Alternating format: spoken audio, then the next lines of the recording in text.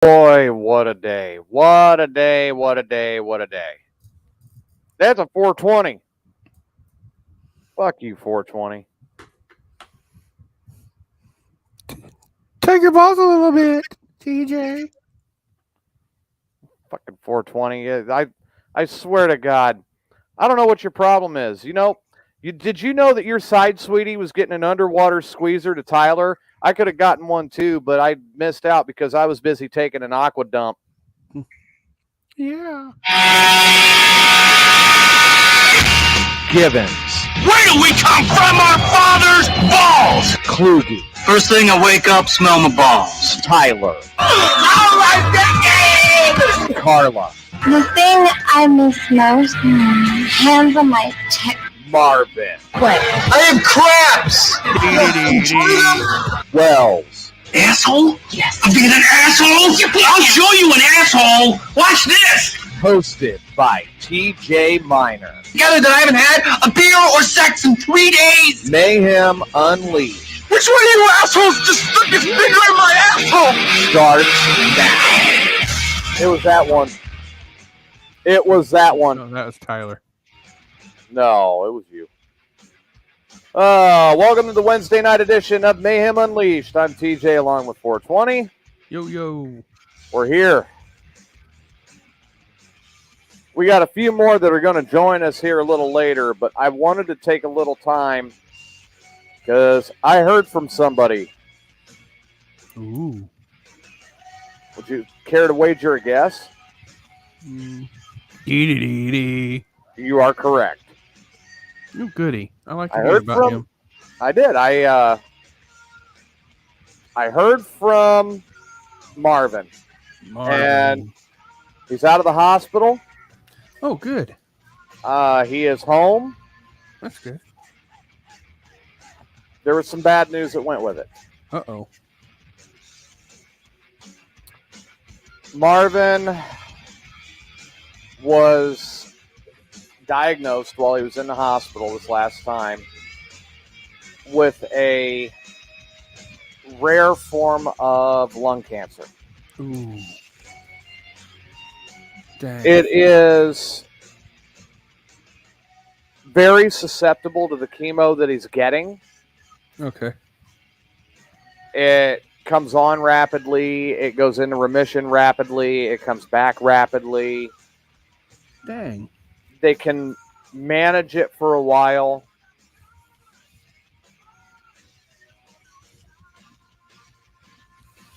He did tell me that, unfortunately, though, it is terminal.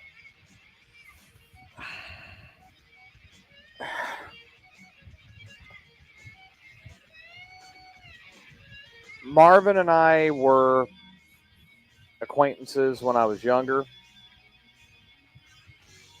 And it's really been over the last 3 years or so that he's become one of my best friends. He's the friend I can pick up the phone and I can call and I can talk to him. And I can always unload whatever's bugging me. Right. He usually gets me laughing within a couple of minutes. I mean, exactly. He does. He's always been that friend that no matter what, he's always there. And especially when I've had some low times over the last couple of years, I mean, he's been right there to hear me talk it out and kind of help me realize the blessings that I've got and how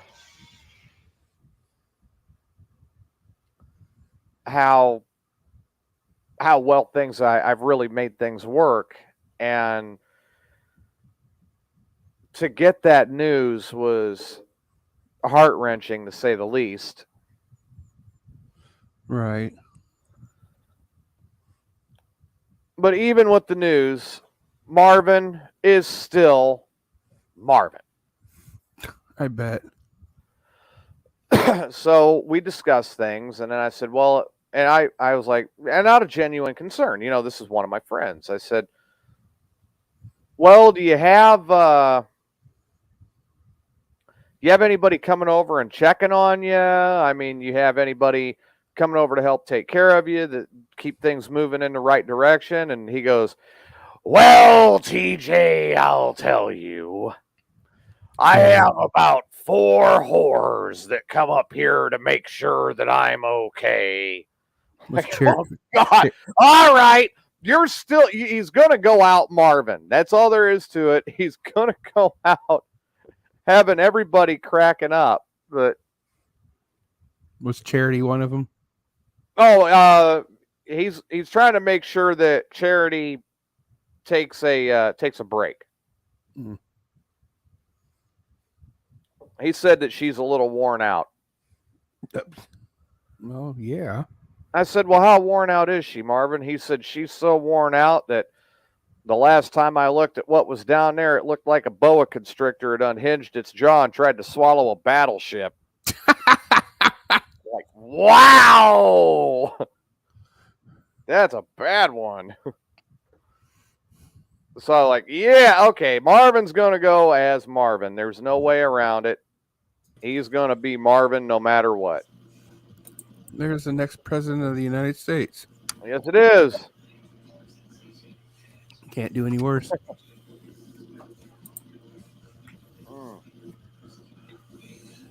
So, yeah, that was kind of heart-wrenching to hear that. But talked to him for a while again today. And, oh, God, I mean, we had each other in stitches, just laughing and having a good time. That's good. So, no, Terry, I haven't gotten it finished yet. I ran into a problem with the wellhead, which I am fully intending on getting taken care of and having it ready to go by this weekend. Adam sees Wilhite and says, all hail the chief. Let's get high together. With no Vaseline, right? Oh, dude, I'll tell you what, man. Let me get elected, and there's going to be politicians on both sides that's going to get it without Vaseline. Hopefully you start with the ones that decide to shut down Edwards Station. I mean, do we really? Why can't we be energy independent? I was kind of liking it. Seriously, why can't we? Everyone talks about, dude. Can you imagine the amount of money that we can make on our own and provide the American people? No, I mean quite a bit. And everyone's talking, well, we need cleaner. Natural gas. You guys want to complain, well, coal and it's burning and it creates this. Natural gas is a pretty good substitute. Yeah, it is. Mm-hmm. But then they jack the price on natural gas and you can't run a natural gas power plant. Right. They literally have done the testing. And inside our oceans and under our ground, we have enough oil and natural gas to sustain us for, what was it, like 150 years? And that's with growth? Like that. Yeah. So you mean to tell me, okay, we can do what we're doing now and we can flip the switch and try to go, green with renewables overnight, which isn't going to happen. Right. Or we can take that, which in that time, we can't come up with a better solution, at least be energy independent until we can get to that point. Right. By the way, I've just got to say, fuck you, 420. That's rude. For a second, I thought you were directing at me. I was like, what the fuck did I do? Well, I can. I'm in the mood today to just spew venom, so I can aim it your direction if you want it. I'm already getting it from the wife. I don't need it from anyone else.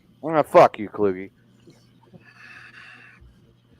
Fuck you, 420. Hey, You realize Tyler got an underwater squeezer from your side chick. I could have gotten one too, but I was too busy getting an aqua dump in. Mm-hmm. Damn, that's how you gonna say fuck you to me? That's just wow. I said 420. Wow, I'm talking about Amanda's comment. Oh. No, that's yeah, directed at what me. is that all about? That's just rude. How are you going to say fuck you, Jason? That's just How would you? Why would you do that to the Trust president? me, it's directed toward me. But see, she should have said husband. But she said Jason, so it could be directed at both of us. Is how I took that. And she apologized to you. No, everyone needs a good, fuck you thrown their way at least once a day. Let you know that you're, you got things you need to work on. I'll go with that. Yeah, absolutely. Oh my God, dude, I've been catching all sorts of shit. All right, I gave the Marvin update already, and I don't want to talk about that too much more. He is still planning on appearing on the show. It's just a matter of when. And it's going to be when he's feeling stronger again, and he and I will work that out. But Marvin is going to show up again for his farewell tour. Hey, when he does it, can we give him his own entrance music? Now you're messing with some bitch. Planning on it. I think that fits. Mm-hmm. I'm planning on something for him, This is the guy who back in the day at big QLZ parties, hey Marvin, hey, what's up? Yep. I used to love that about him. He'd flip you off. Fuck you. See, Adam gets it. Yeah, I think I catch a. Did I catch a fuck you occasionally, or is it a little more than? Hey TJ, fuck you. Fuck you too. Feel better? Everybody listen, fuck you. And that's from the future president. Can't do any worse. Fuck you. That should just be the new campaign slogan, the whole fuck you. Will Height 2024. Fuck you. That could work. But you know what? At least it's being honest and telling you, because let's see the past, Well, I mean, he could go in there and make his campaign slogan, Will Height 2024. I'm gonna fuck you. Nah, I wouldn't go that far. But saying fuck you, at least it's honest. David's like, fuck you, I'll vote for you. Seriously, dude, there was a while there that I wouldn't vote when it came to politics. Yeah. And people would always ask and be like, dude, you can't bitch if you don't vote. And it's like, bullshit. I can bitch about every single candidate out there because they all suck and they all lie. And it was, well, you're not making any difference about it. I was like, okay, well, fair enough. You kind of have a point, but I'll start voting as soon as somebody comes in and they say, hey, here's the deal. I'm going to raise your taxes. I'm going to make it impossible for you to live here. The top 10% are going to be glorious, and you might as well move to Mexico where you can have a better life. At least I would vote for that person, because you know what? They're telling me the truth. It may not be what I want to hear, but at least they're honest. Let me see here. I'm going to check into something. No. You make a good point. Well, hey. Feeling that if he became president, there is going to be a mass fire. Oh, you better fucking believe it. No shit, right? Oh, all right, let me see here. Now, of course, when I walk around with the fuck yous, it's going to be like, you're fired. Fuck you. Fuck you. You're fired. Fuck you. It's going to be like that one scene in that one that you always see all the time. He gets on the microphone and goes, fuck you, fuck you, fuck you. You're cool, and fuck you. I'm out. Oh my God, what was that movie? I just see it all the time in names. It was Dave Chappelle. Let's see. Mexico has stricter immigration laws than the United States. I wouldn't doubt that right now. Mexican welcomes only foreigners who will be useful to Mexican society. Well, that's any country you go to. Half-baked. Adam has it right. Thank you. Yes, it is half-baked. The Secretary of Governance may suspend or prohibit the admission of foreigners when he determines it to be in the national interest. Okay, all this is pretty much stuff. Foreigners with fake papers who enter the country under false pretenses may be imprisoned. No, they ain't getting sent back. They're going to Mexican jail. Fuck you. So, like, I've been called many things because I agree with the wall. But here's the weird thing. When people started jumping my ass about it, they didn't ask me whether or not I believe in immigration because, well, everyone wants to jump to conclusions and start pointing the finger and bitching at you right away. The fact is, I'm all for immigration. Our country is a fucking country of immigrants. Yeah. That is fact. We are a country of immigrants. And to be honest with you, I think that's what makes us one of the greatest countries there is. Are we having our problems? Yeah. Nobody's perfect. So with us having a little bit of everything, honestly, we got out of World War II because of a German scientist, Einstein, created the atomic bomb, splitting an atom. That's not exactly what he had in mind when he split the atom, but that's what came out of it. And it may have been a devastating thing, and it was a bad weapon. However, it also created power and energy. But you know how many millions of lives were saved by the war ending? Yeah. DJ can back me up on this. You guys have no idea the amount of lives that were lost, taking island by island by island. Mm-hmm. Devastating. They weren't going to give up. And I give them credit. They are fierce and tough. They are. When people jump me all the time about it, dude, we are literally a great country because we are a little bit of everything. Yeah. Every nation out there, every people out there, every background out there, and that's facts. But at the same time, you have to protect that. You have to make sure that you have the right people that are coming through. Are they going to contribute? Are they going to go with the American way? And this is the problem that you have. And they've already caught at least 10 people that are on the government's radar for terror watch list. Mm-hmm. So how many has come through that they haven't caught? That's the point. Me. Remember, for the longest time, we lived in complete protection and felt safe because we had the oceans on each side of us. Yep. We thought nobody is going to come over here and start nothing. Right. 9/11 proved that. Proved us wrong. When all of a sudden, when we thought we were protected by this big gap in the ocean and we had an enemy come over here, they didn't slap us. They punched us right in the damn face. And it scared the hell out of it. And you know what? I hate to say this because I think that was the last time you saw the majority of Americans unify. And yeah, it really was. It's sad that it took that type of situation to fucking get us all together. And they were like, well, we're going to change America. You did, because all of a sudden you look down the street and every damn house had a flag on it. Mm-hmm. And everybody stood. It was, I can tell you, it was the last time that I saw a president go inside the chamber, speak, and both Democrats and Republicans gave him a standing ovation both times. And to be honest, I hated that guy. I didn't like little Bush.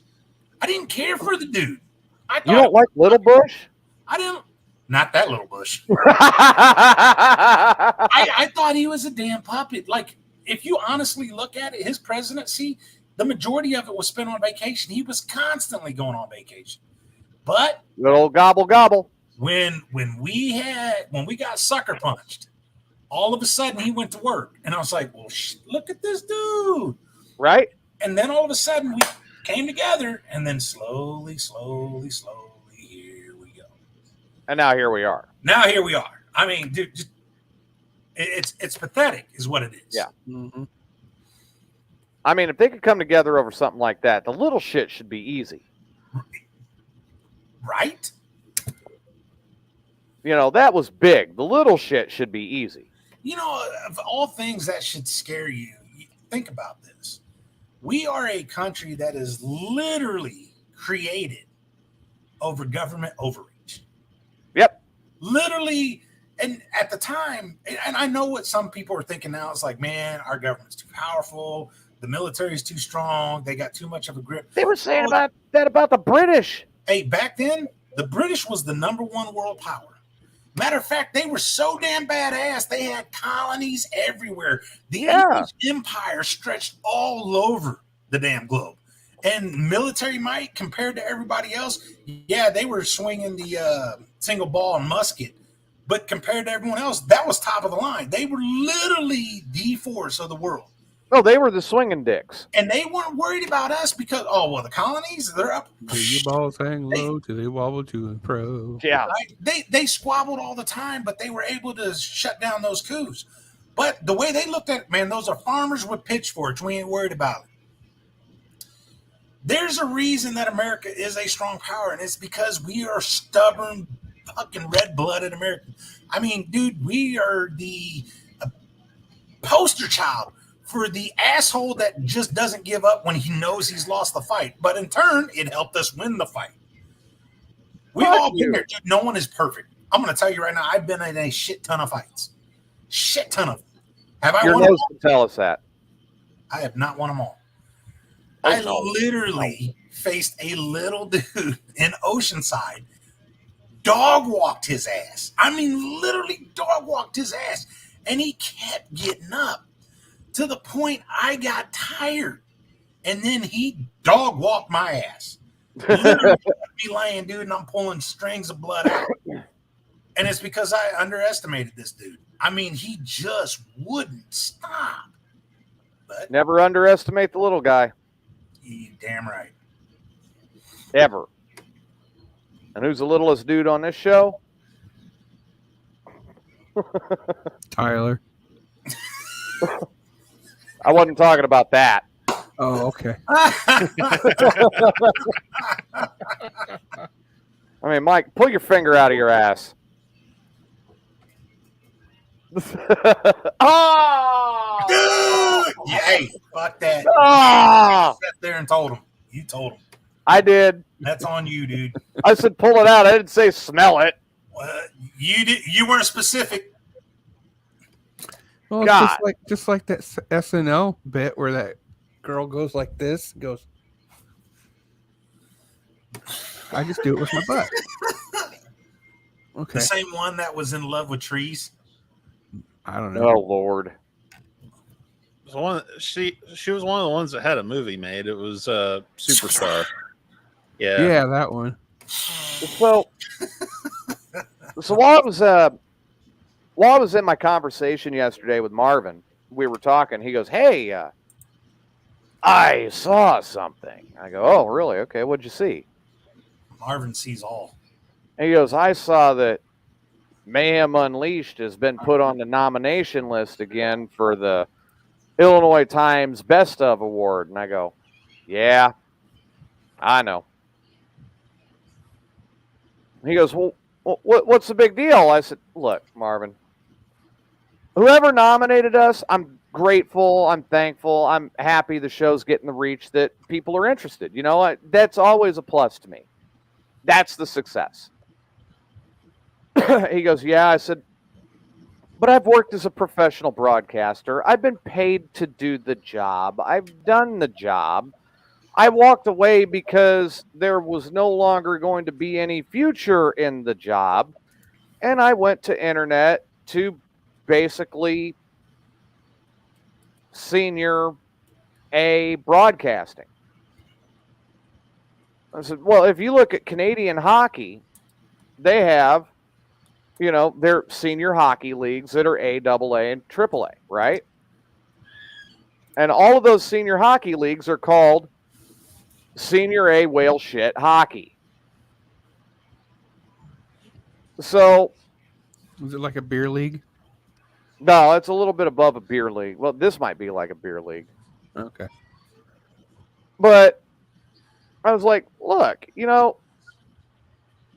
there are people out there that are also nominated and they're pushing for it, and great. One of them gets it, fine. If we get it, fine. If we don't get it, fine. If they don't get it, fine. I don't really care. Because all it is saying that the Illinois Times recognized us for being on top of the Senior A whale shit broadcasting in Springfield. So, I mean, to be the top of whale shit is still whale shit. Oh, It's give a the little balls a more than tug. that. But I get where you're coming from. I mean, it's just like, look, we're doing this for the fun, and we're doing it to entertain everybody else with our stupidity. So that's what matters to me. We get an award, cool. If we don't, cool. I don't care. I think if you're doing it for the recognition, though, you're doing it for the wrong reasons. But Absolutely. if you're doing it for the fun and look, I get my. If you're doing it to make a living, that's fine. But don't do it to where you're, oh, fuck it, man. This is bullshit. If I don't win this, crooked. Who gives a shit? Do you have a fan base? Do they enjoy your show? Who gives a shit? That's it. That's where it's at. I get my reward every year about the middle of July. A Hummer? Yeah, Tyler took his teeth out this year. You got a kick in the nuts last year. Right. Yeah, I know, right? I get my reward at Wrestling for a Cure. I get to see that happen and be present and enjoy the show, and that's what counts to me. I get to see things like that where all that money is going to something that's doing good and it's moving in the right direction, and I get to help raise the money for that. And sponsor trips that happen and all of this, and that's important. I get to see the comments in the chat room where everybody looks up and goes, "Fuck you, 420." That's only Amanda. Kluge. That's only Amanda that does that. Every once in a while, somebody screws up and they go, "Fuck you, Jason." He's like, "Wait a minute here. I didn't say nothing." Jason says it all the time when we say we want to eat him on the deserted island. Speaking of, good things, I think I should rephrase that. It's a show that I love. Unfortunately, it's because of a situation that was bad. But this Saturday is the Toga Steve Memorial Tournament. And that's to honor a great wrestler, a great guy. And I'll tell you what, because of that situation and because of the respect that wrestler and that guy carried, there are a lot of wrestlers that get to partake in that show, and they give everything they got. Yeah. It turns out to be one of the greatest shows every year. PWA puts it on. I am looking forward to see what each individual wrestler is going to bring to the table, because I will tell you this, I will make you this promise. They will leave it all on the mat for that show. That's good, though. I mean, that makes a hell of a show every time they do it. Oh, yeah. I mean, last beat out by freaking Guy Smith the first year. Bastard. I'll tell you what. Are there any hard feelings to that? That was one of the greatest matches I had, dude. I mean, yeah, he got the better of me, but I'll tell you what, that was definitely a back and forth, hard fought match. I'm okay with it. You got a little bit of bitter biscuits there? No. If I would have got beat because I just had an off day, or if it was a fluke to a no-name wrestler, then yeah, I'd be bitter. But considering it's one of the greatest wrestlers to ever come out of Illinois and one of the greatest wrestlers in all of independent wrestling, and I wasn't having an off day. I mean, it was a battle. And it was at the old JC Centers right there on off of 11th Street, Lenox, I think. Damn. And dude, I'll tell you what, I'm okay with that loss. It was I would have loved to have won, but again, you don't win them all, and I came with it that night. All right, now you did wrestling for a lot of years. Oh yeah. I gotta know. I really gotta know. Which one was more fun for you? Babyface stirring up the crowd, or full on heel? Dick. When you got to be a dick. Being an asshole. And you know what's funny, dude, is towards I'd say the final 6-7 years of my career, I really went in between. Like I was a crowd favorite, but I wasn't no face. And that was because I did what it took to win. You know, it's the Marine Corps taught you when you're there, hey, there ain't no such thing as a fair fight. You Right. do what you do to win. If the crowd loves you, hey, man. So I was that in between guy. But the crowd did love me, and they loved me with being a part of the solution. But there was a point in my career where I was playing the babyface, and I liked it. But my absolute best is when I was a full-on dick. When I was a heel, just straight up bad guy, didn't care what the crowd think. I was told that was my best performance, and what's really messed up is I absolutely hated playing it. Really? I was damn good at it, but I absolutely hated it. So you enjoyed the baby face a little bit more? No, I think I loved the in between. Okay, so where you kind of got to be the anti-hero. No, not really. It wasn't that. It was still having the crowd on you, but fuck the rules. Stone Cold.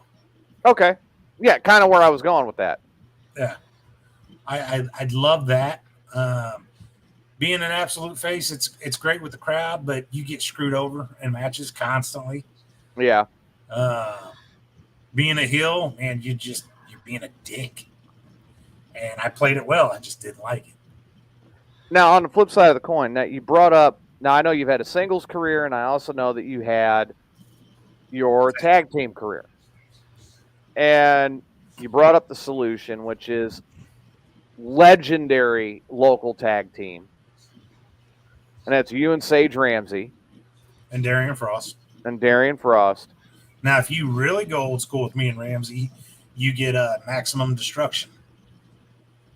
And in NMW, we won Tag Team of the Year. Did you? Cool. See, I was unaware of that one. Mm-hmm. When we first got together, we were Maximum Destruction.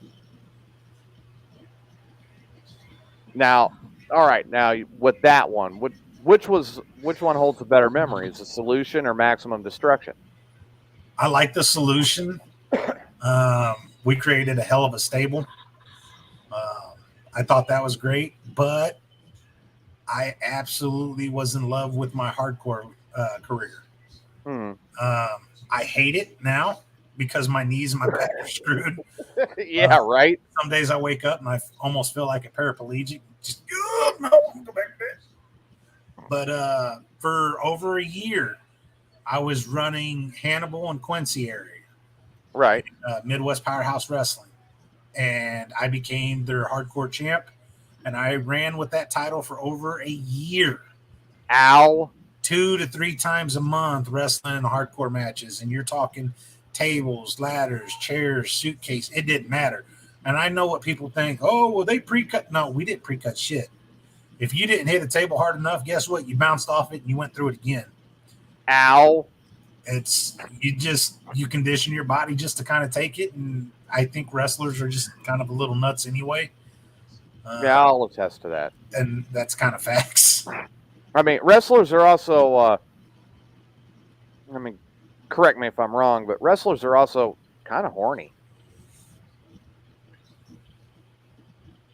I was a whore in my early wrestling career, yes. There's a lot of wrestlers that are whores. Yeah.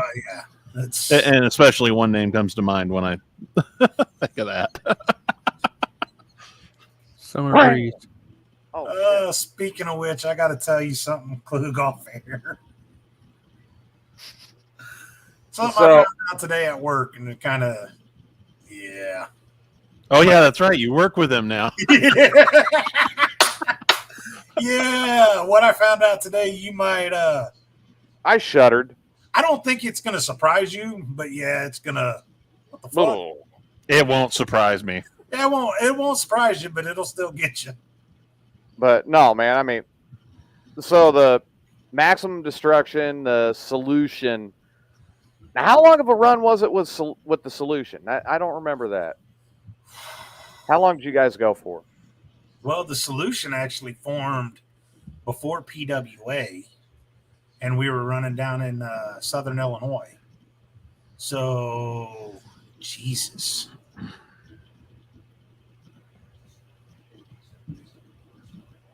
Oh, 07? 08? Somewhere in there. Damn.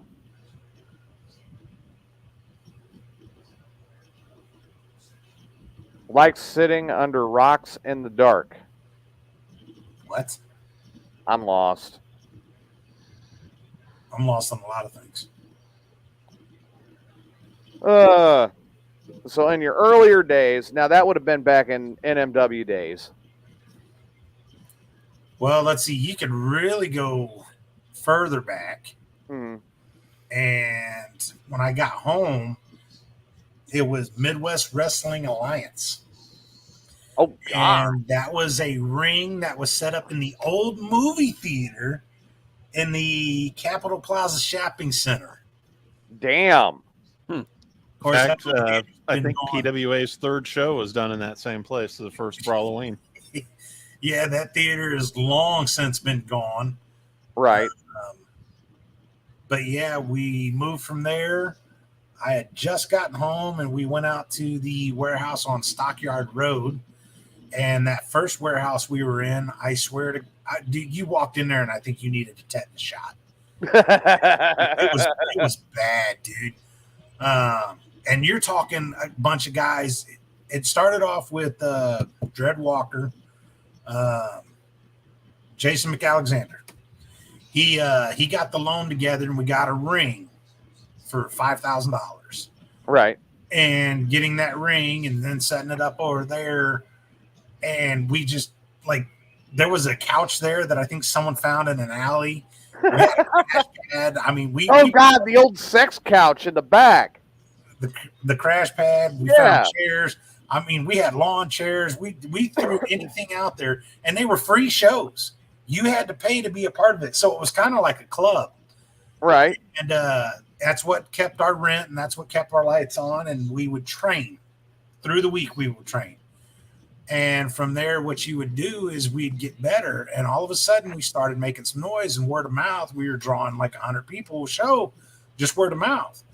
And then the next thing you know, we move over to another warehouse. It's a little bit smaller, but definitely a hell of a lot cleaner. Yeah. You're going to catch nothing just walking in there.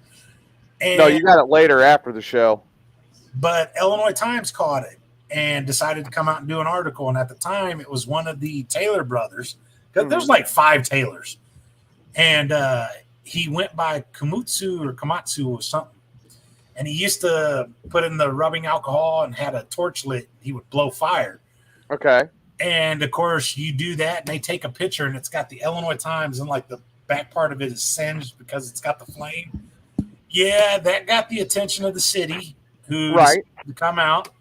And, of course, you know, back then, if there was anything that the youth was doing, they did not like it. So they went through fire codes and they shut us down. Just like that, dude, shut us down. And it took about 2 years before we finally got up and running again. We were getting ready to be in the old not Willard Ice building, but the ice building on like 9th and Cook. Okay, yeah. We were getting ready to go in there. There was a guy that bought the building, was going to turn it into an indoor paintball arena or laser tag and do concerts. And we were going to go there. And the city decided to show up again, shut us down again. They just didn't like us. So that's when we found the place out there. We started running shows in Soccer World. Then we went out to Club 10, and again, the city shut us out there. I mean, it was it so hard that we were trying to provide something for the youth to do instead of just running the streets. Apparently, Springfield is still very political, but yeah, they realized it wasn't going anywhere. And at one point, you had 2 feds, 3CW and NMW. And, of course, that almost became like a territory thing. And one day there was a big fight that pretty much almost took place or did. I wasn't there that day. Right. I remember going there the next day by myself, and they were like, "Who'd you come with?" Like, I'm just here by myself, dude. We're going to get shut down by the city if we keep this shit up. And luckily, cooler heads prevailed, and they had their area, we had ours. But I think at that point, the city realized, look, if we shut them down, another one's just going to pop up. They're going to just keep coming. Mhm. So we'll let them do their thing and just kind of govern it a little bit. Which was what they should have done to begin with.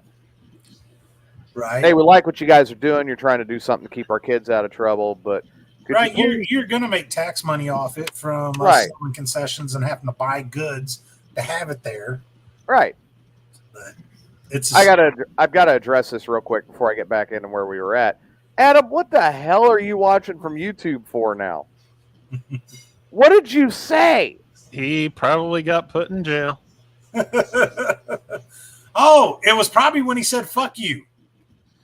Well, Amanda's already said "fuck you" like 8 different times. She's still okay. Yeah, she said "fuck you, Wookie" to me. So And the thing was, is his was, "Are you really living if you don't catch a fuck you occasionally?" Well, he should challenge that shit. That's Maybe it's the all hail the chief. They're upset that I'm running. That could be it too. Now, Jason, you mentioned the Toga tournament. Yeah, have you heard the news about this year's tournament? I don't know. We're using a lethal lottery for picking the tag teams this year. Oh shit! So people don't know who they're going to be teaming with at all. That's awesome. That usually makes for a nice chaotic scene. Yeah. Because it's almost a guarantee you're going to have two enemies that get teamed up. Fucking always happens. Yep. Mm-hmm. Man, I'm Yep. telling you what. No, he's just watching what's going on Facebook due to him working for. Oh, okay. He's working for District 186 now, so he's got to watch what's on his Facebook. Hey, you know what's really messed up though about that is usually the two enemies or mortal enemies that end up getting teamed up together usually do well. It's the weirdest damn thing that you'll hate each other, but just out of spite because you can't lose. It's that weird. I don't know how to explain it, but they end up usually putting together a damn good team. Like it's like the strange chemistry came together and it worked. Like they will literally hate each other even after they win. They will argue, bicker, shove, and almost get in a fight all the way to the back and even into the back. Sometimes it's happened, but it is what it is. In addition to the tournament, we've got a triple threat for the women's title. Who you got? Well, the defending champion, Harley, will be defending against former champion Raven Black and another former champion, Fairfax.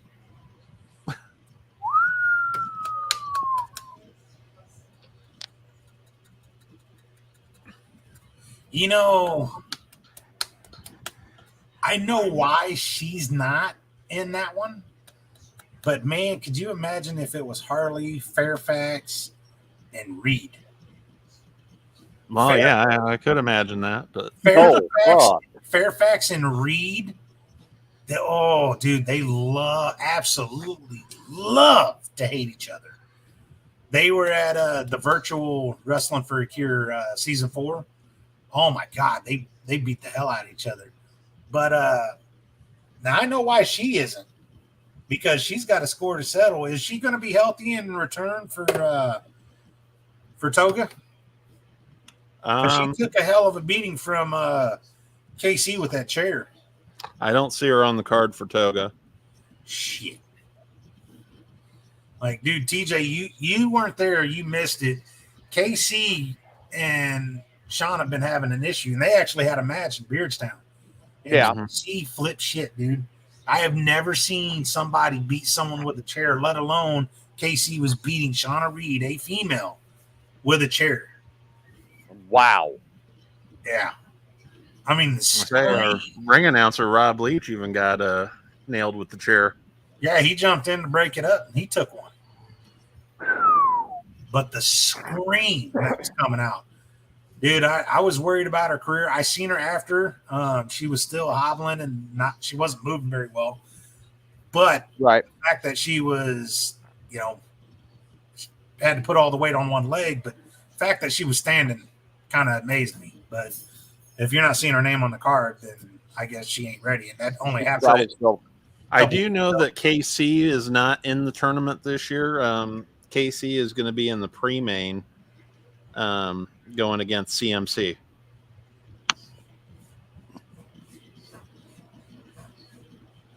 So I was kind of curious if PWA was going to do something and address the actions of Casey.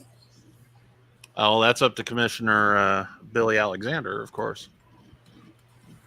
Okay, Hmm. I get that. I don't handle those issues. I get that.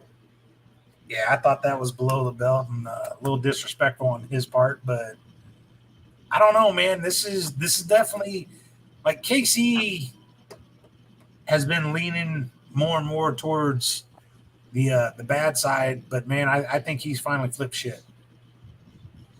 Like I don't Sounds think like it. there. Really sounds like it. Well, unfortunately, I've got to miss the Toga Memorial as well because I got to get the oil changed in the car, and I have a very important engagement that I need to be at. You gotta give it a lube job. Well, the car's getting an oil change, tire rotation, probably new air filter. And I have a very important engagement afterwards that I need to be at.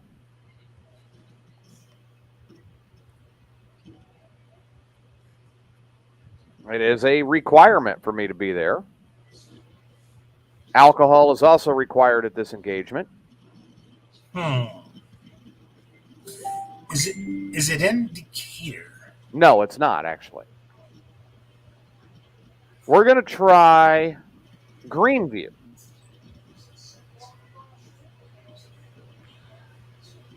And that is a very important engagement. Yeah. Going out for a few rounds of whack fuck, huh? Do you want me to keep my sanity? What sanity? What Do you sanity? want me to keep what's left of my sanity? What sanity?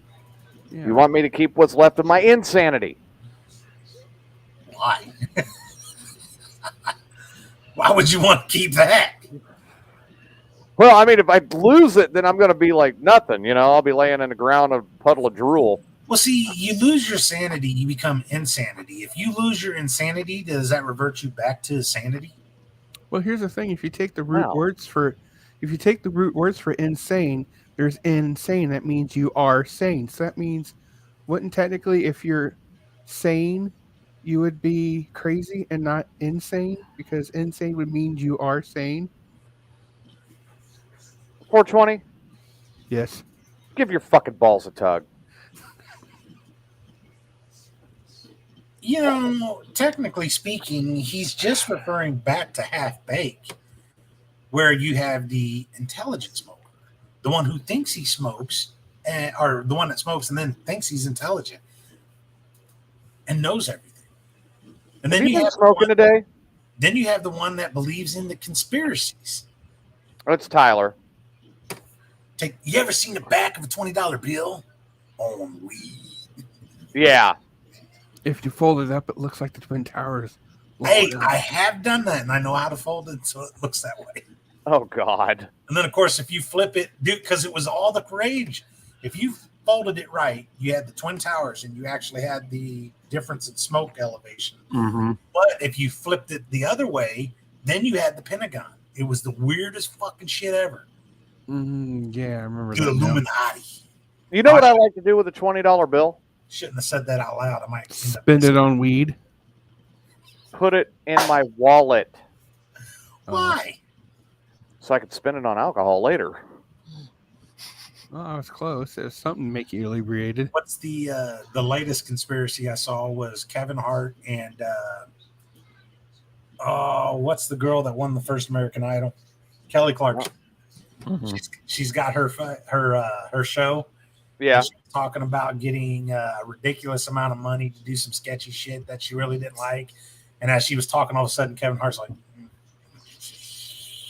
she was like, shh. He was like, yeah, just don't talk. No. It might be in the room. Well, I mean, I heard a conspiracy theory. Would you like to hear about this one? Oh, absolutely. I'm all for it. All right, so I've heard that there is a conspiracy now of contractors that work for FedEx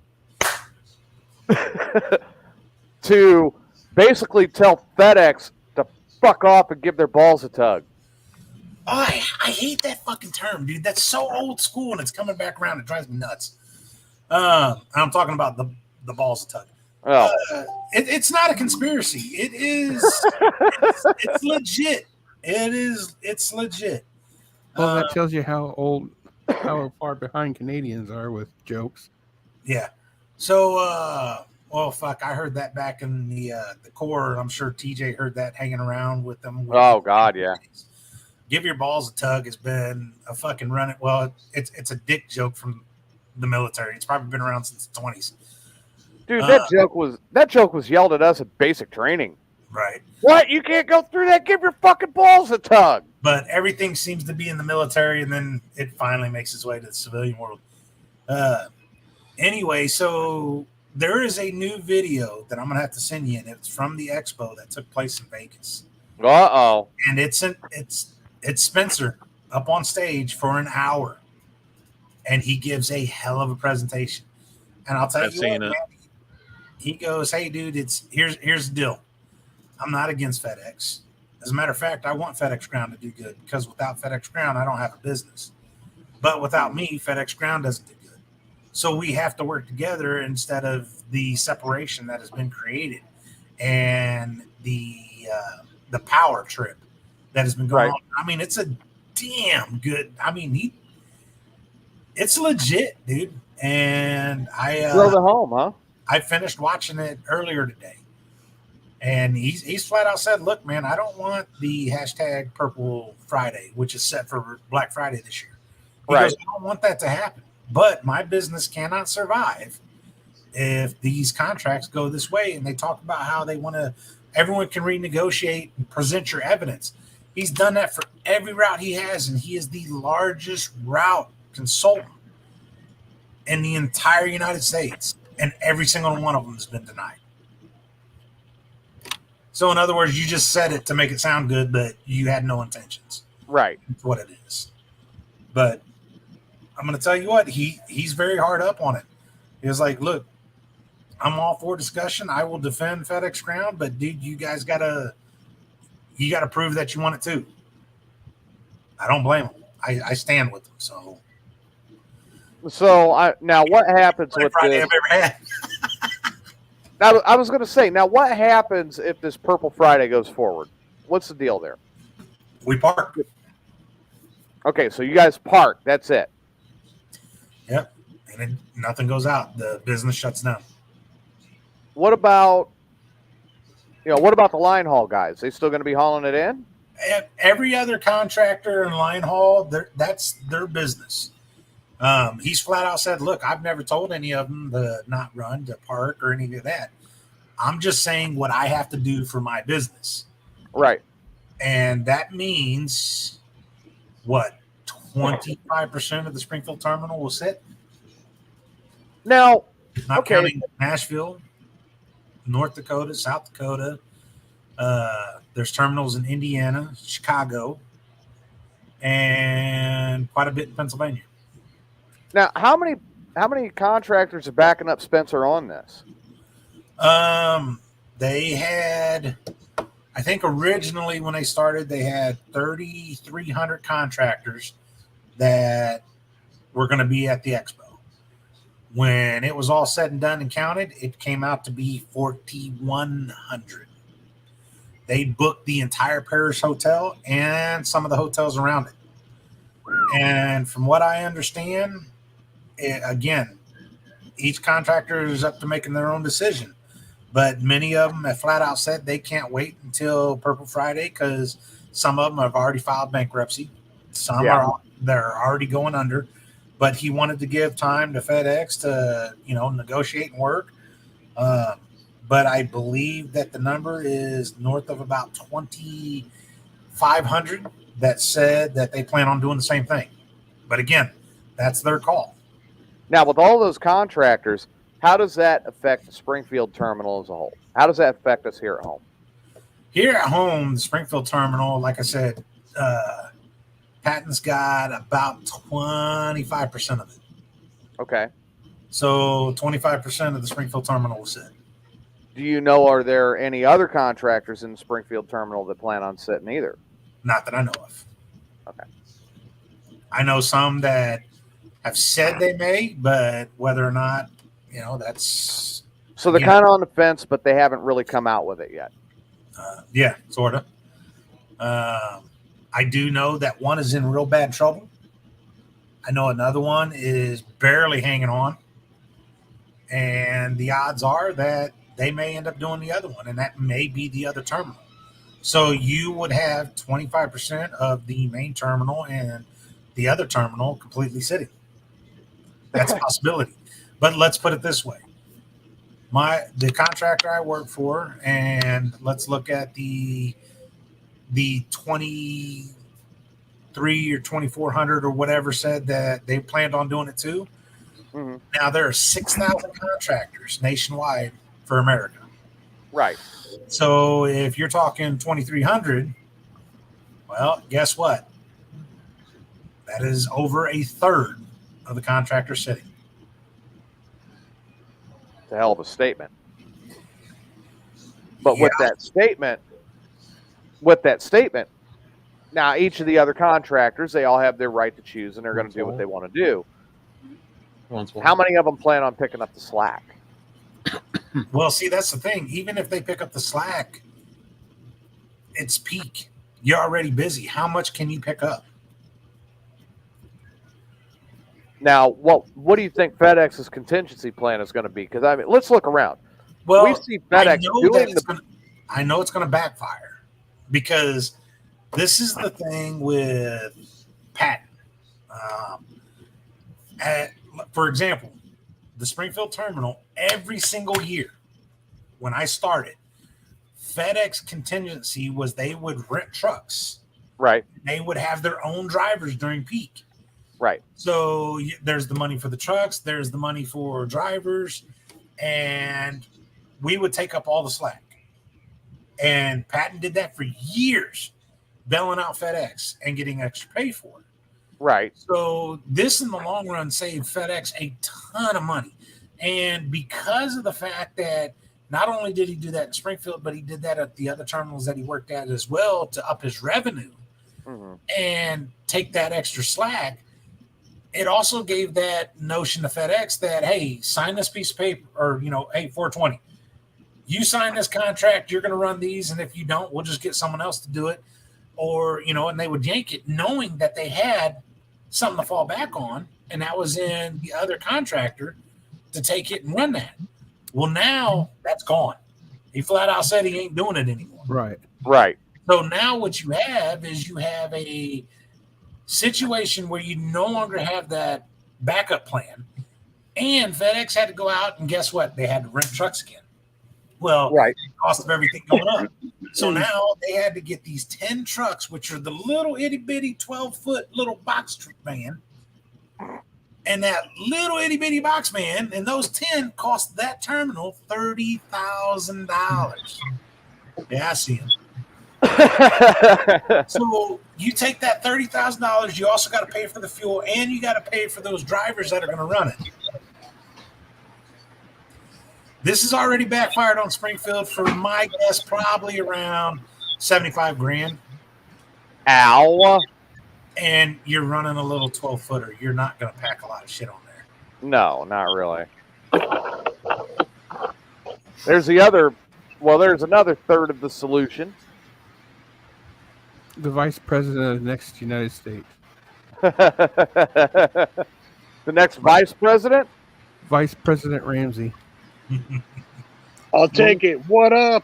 Yeah, What's going on, man? We're here to do some clucking business. Oh, boy. VP Ramsey. I'll tell you what, I'll make him my damn fucking wall czar. Sounds like a good plan. There it is. I can tell you right now, he wouldn't be fucking quiet about it. He'd go down there and start putting boot to ass. No shit, right? Put straight up ass. So you're back from Branson.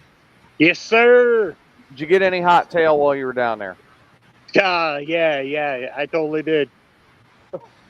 You did. Yeah. Hey, I noticed a No. wristband on your there. I got what? I noticed your wristband there. Please tell me that says 2024. No, it just says Trump. It still says Trump 2020. I don't have any 2024s yet. Even this hat is still Trump 2020. I was searching. I cannot get one or find one for 2024 yet. You know, I gotta order that shit online or some bullshit. if it's not going to be Even Will Hype, that if it's not going to be Will Hype for president, I want it to be Willie Nelson. I can go with that. Trump all the fucking way.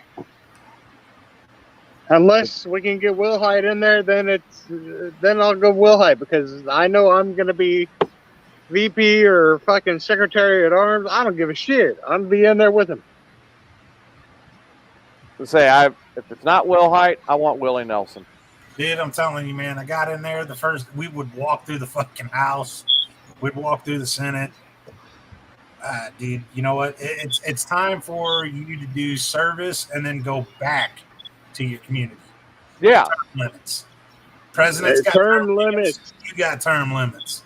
Term limits have got to come into play. Term limits or the age limits or This something. career politician shit is too much. Tell me how in the hell fucking Liz Cheney goes from $7 million to $20 million in fucking 6 years. It don't make sense. Nope. Tell me how Nancy Pelosi goes career, even if she made $300,000 a year, which we know is not what she makes. How in the Hell fuck your net worth goes up to $200 million? Get the fuck out of here. Now I'm curious. Oh, what really pissed me off is they did an interview with her, and she was going through her house, and she has got these big, conventional fucking fridge or whatever. Each one of these fridges cost $30,000. 30 grand. She had two of them side by side. Are they hooked up to the internet? And she has got Probably. Chuck Schumer, her estimated favorite net ice cream. worth. Get this. This ice cream costs $600. What? Chuck Schumer, net worth $1,122,521. How much? Over $1 million. He's only worth over $1 million. Yep. He must have gotten expensive whores. Or he's hiding it So offshore. $600 for this certain ice cream. And then her husband gets pulled over for a DUI. The video finally released, and he gets a slap on the fucking wrist. This is why I hate politicians. They say we need to be held to a higher accountability. Hey, man, straight up, so do y'all. Yeah. Yeah, it's bullshit. All the way around. All the Bullshit. way around.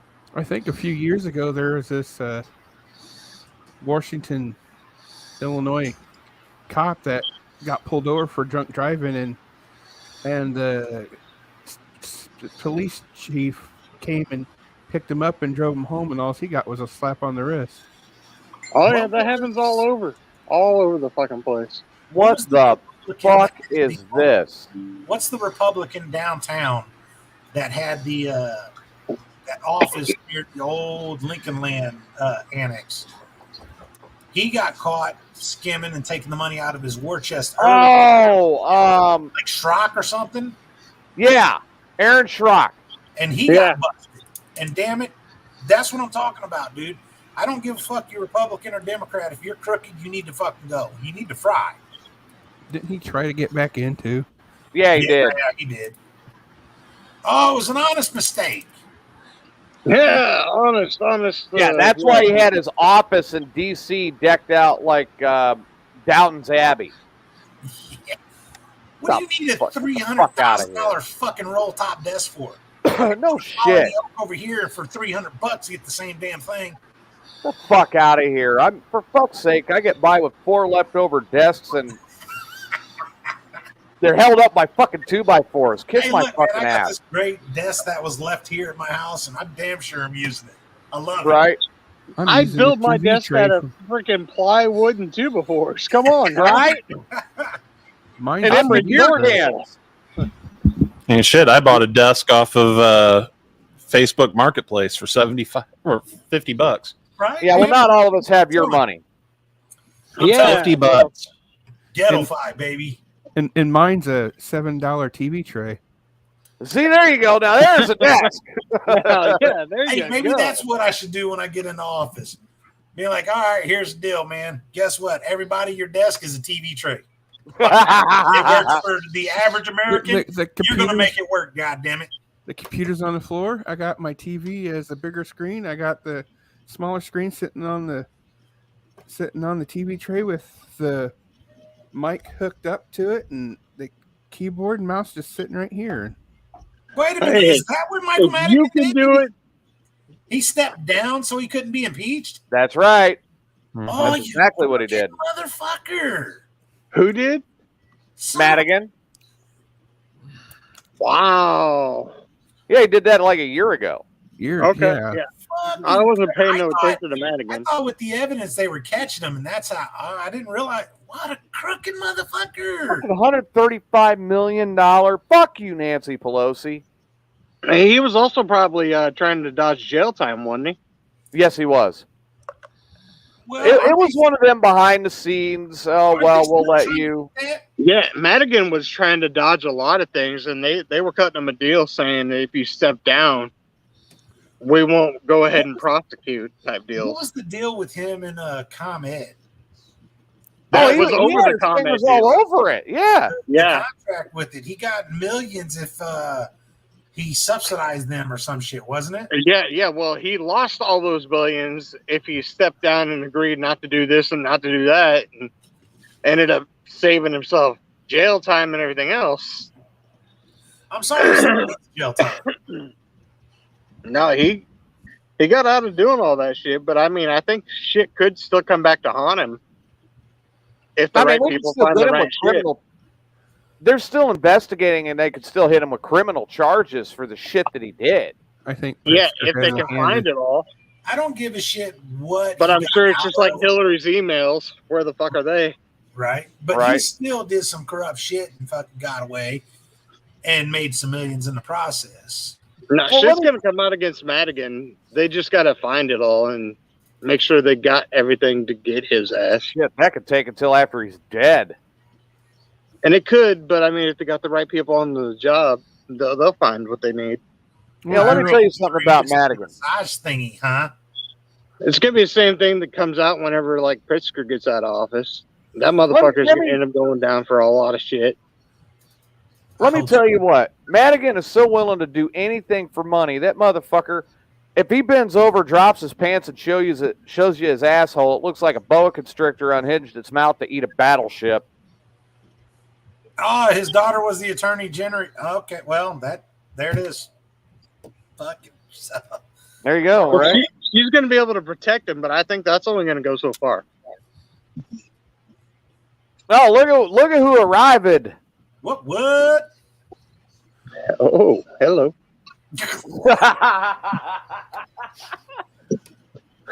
Oh, why do you look pissed?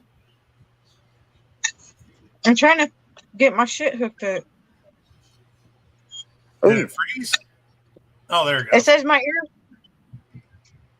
earbuds are connected, but they're not. So you're not hearing shit. No, I hear you on my speaker. No, okay. All right, so Sage wants to ask you out on a date. Hey, wait. Damn, throw him under the fucking bus like that. God damn. As soon as she gets in here, you're just all like, cluster fire. What the fuck, bro? Hey, Sage, make sure to take a French vanilla coffee. Oh yeah, definitely do French vanilla. French vanilla coffee. Right, and a banana. You're The stupid. fuck's up with the banana? Just trust me. You need the curve. It's a Right. learning curve. Now, see, y'all already tried to hook me up on that fucking, what was that shit? God damn it, TJ, you made the damn site for me. Oh, when we tried to do GoFundMe to get you a date? No, Or it no, wasn't it a was GoFundMe. OnlyFans. Or no, it was that's right. We Definitely put you on POF. Was that what it was? That's what it was. It was POF. We put you on POF. God, that was fucking years ago. I know. And like you gave me the access shit to it, and I never even fucking checked it out. So I could have a whole bunch of fucking fish on the hook, and I have no I idea. wonder if I still got all the accesses to get into that. I have no idea because I never even checked it out. Oh my god. You should have all the accesses. You made it all. I don't. I think I deleted them off of this computer. That sounds like a Speaking of you that- problem, not a me I problem. know, right? Well, it's kind of a you problem too, because you could have It's not a me problem because I didn't want it. hey, you could have Lawrence LaBeouf right now trying to hit you up from Canada and you wouldn't even know it. It's still not a me problem. Speaking of still signed up for things, I wonder how many things Tyler still signed up for from when we all signed him up for different websites and stuff. This is why you should archive shit and just go in and check it for everybody. I should, every time I set something up, like I should get it all archived and set it up and just log in once in a while and check. And then I could go, hey, Sage, You still got a MySpace account. I still have a MySpace account? No, that's what I was just throwing that out there. I don't think I do anymore. Like, I know I could go search on my old MySpace, but I don't have access to it. God. I know that I can, like, go on Google and search up the old MySpace I had and still, like, get pictures off of that MySpace. No shit. Everybody can do it. You search up your name on your old MySpace account on Google, and you can go access your pictures. That's about it. I went with the orange today. You did what? Good Lord. Oh, Irene asked what kind of crown I was into today. I went with orange. Oh, you were having orange crayons today? Yeah, I wanted the acidic. Oh.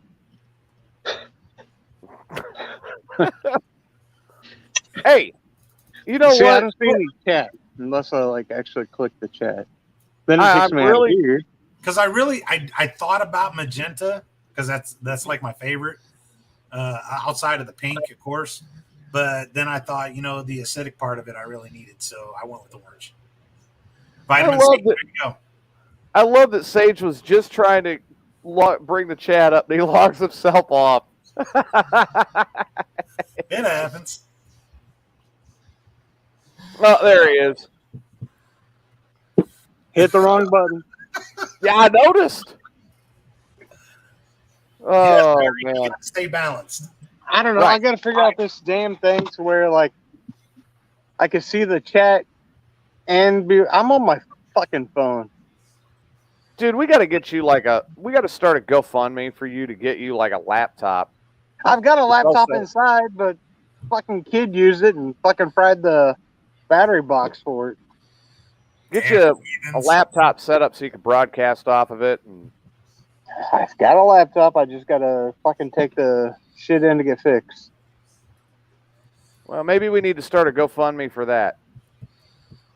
No, I just got to take it in. I got money. I just got to take it in and get fixed. Well, see, That was good. I'm real partial to OD Green, and so's TJ for obvious Yep. reasons. Because I was going to say, we could start the GoFundMe, say Tyler did a drive-by piss on it, and that's what fried your laptop, and we need to raise the money so you can get it fixed. I have a brand new laptop, but I don't know how the hell my kid fucking killed the battery pack on it. Dude, kids are resilient for that. Well, I mean, you would think the kid's almost 16 years old that he would be more freaking knowledgeable, but this kid is... He's his mom's kid. She's dumber than the kid. I love how he steered that, I read I don't oh freaking get it. I guess Thank you, Catherine. I don't fucking know. The turkey baster ain't far from the tree, I guess. no PBR? What the fuck? I got The a drink turkey light beer. baster's not far from the tree. I love it. Well, Sage did say he was made of money, so that's probably why he has the Bush Light instead of the PBR. It's just way more expensive than PBR. Fuck off. Right? That's what I just said. And he went from zombie piss to panther piss. Hey, fuck off, TJ. I mean, Thank you, Adam. Come over there and cock slap you. Cock slap him. uh, Do you still have the hat for him? Yeah, hat. it's on the table. This is gonna I'm double on, up. I'm on a different section of my big ass house. So I'm on Right. the other side, the alley side. So you got the biggest mansion in Thayer? Actually, I'd say this is probably one of the bigger houses in there. no Jason shit. can attest. Nice. Jason Well, Wilhite could attest. What? Ramsey's got the biggest mansion in Thayer. I'll go with that. I got one of the biggest old single wides. Yeah, I can attest to that. Dude, that fucking tip out on her place actually does make it a lot bigger. The Let's say out- TJ, TJ's never been here. No, I Yeah. haven't been down there yet. Kluge, you haven't been here yet. It's the old place in Thayer, right? Have you been here? Yeah, I've been there. I was there when you were first designing some of the belts back in the day. Okay, yeah, so you know this place is pretty large. Yeah. Back when you used to have these big kick-ass fucking parties there, I remember those. Well, buckle up, Buttercup. We're having another one in October. Jesus Can't do it on the Christ. first. Don't do it on the first. Why the fuck would I have a fucking Halloween party on the 1st? Hey, wait a minute. Don't do it on the 1st and don't do it on the 28th or 29th. What the fuck kind of options does that leave me? Well, if you do the 28th, you can't do the 28th, 29th. We'll be in fucking Chicago. Okay. I know, yeah, I have that one already marked off my calendar. And the 1st is the ghost hunt. So that's too early. So I know you won't do that. I can't wait for that. Fucking right. Oh, here we go. Where's the ghost I'm hunt gonna at? make me some new friends. Mineral Springs and Alton. I'm gonna make me some So- new ghost friends since TJ's a bitch sometimes. Oh! Ain't no such fucking thing. Plenty of history You're down there that I what you can't do, wait bitch. for, but the fucking ghost Now- shit is bullshit. Hey, Now the Carla, first- give your meat curtains a tug. Is that the one that Dave and Bree are also Hey, going who down said on? I had meat curtains? That was Fat 420. Damn! That's an insult. I'm not. Damn I almost made TJ spit his drink out too. Yeah, Sage, that's the one where Bree and Oh, Frost are fuck. going to. Okay, so that's on the 1st. That's on Mine's the not beef chuck. Okay, I'm Sorry. supposed to be going down to that one. You hitch and ride with them since you got to get down to that. Wait, yeah, drop down to Verdon and hitch ride. Yeah, with them. I think I'm going with them on that one. And then the one later in October, I think I'm going with you. Yep. Try not to do it on the 15th either, because that's when Brawloween is. Good fucking Lord, that narrows it down to one. So no. That gives the 8th or the 22nd. Okay, I'll try for the 22nd. How about that? We all good for the 22nd? I ain't got nothing. I'm good. I'm good. I'll even bring my trooper. Oh shit, where'd Carla go? She's checking her calendar. Yeah, she's checking her calendar for a private party on the 21st. Check out Hell's Gate. Which one? There's like fucking 70 of them. Oh, this is scary. We're going to call it Hell's Gate. Hey, that was one of my finishers for a little bit. Like, seriously, 2 shows.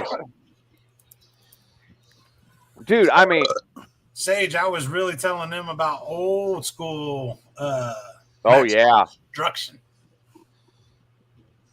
Oh, Tag Team of the Year in 2008. that's what we were hearing. The New Midwest. Mm-hmm. Maximum Destruction. We got on to talking about the Solution. That came about in 2010. I think 2009, actually.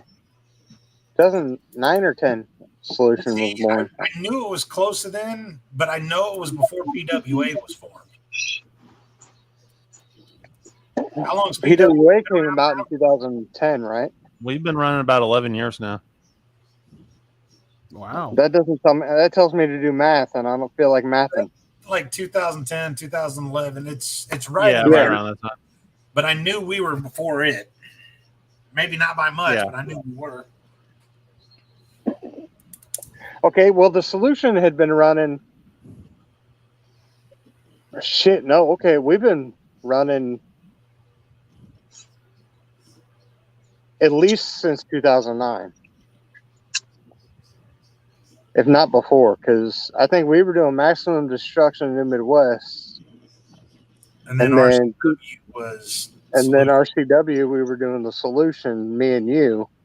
And then Frost started in 2009 or 10. And we brought him into the Solution immediately. Now, Irene, if you really like creepy graveyards, believe it or not, Calgary Cemetery, which is butted right up against Oak Ridge. That's where my dad's buried. If you go down the hill between the two cemeteries, and they got the old World War I and Civil War soldiers down there, some of them, and two with the old cannon and the cannonballs and the little monument they made. Mm-hmm. That is one of the oldest parts, and that is creepy as fuck at night. But don't get caught, because they will automatically throw you in jail, and there is no just getting out. Not on that one. You will pay a fine for that one, because that is also the same cemetery that a president is buried in. Okay, here we go. Hell's Gate Cemetery in Lockport, Illinois. In 1892, Lost Souls Cemetery was founded by Captain John Flagg Moorstone, an immigrant from Europe who lost his wife and children on the sea voyage to America. Under an agreement with the state of Illinois, the captain was to give a proper burial and final resting place to the unwanted persons the state had legal custody or possession of upon their death. This state cemetery was to replace the several smaller cemeteries at state-run institutions such as prisons, sanitariums, shelters for abused women, homes for the physically deformed, and orphanages. The captain Did you received just say salary. orphanages? Yes. Orphanages? Orphanages. Just like, abstinence. Yeah, well, you are obstinate. But the captain received a salary. The captain received a salary, a 50-acre piece of land, and a private home on the cemetery ground as payment for his services. Now, this is according to the website. And evidently, they're saying that the remaining home is haunted.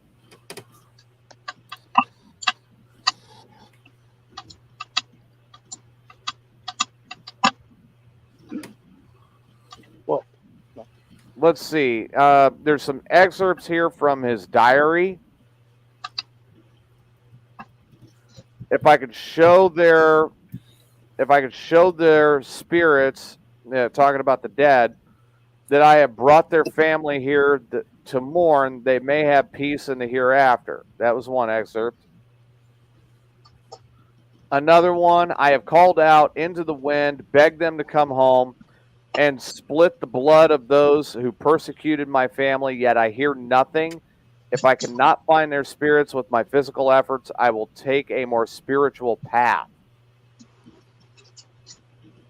Then we got another one that says, if I can feel as if I am consorting with the enemy, pretending to be one of them so that I could speak their language, and now I can hear them in the night. I can hear all of them screaming in my mind. It is my purpose to guide them here. I only want them to have peace. So evidently he started a new family. Okay. And then lost the family and eventually started studying the occult.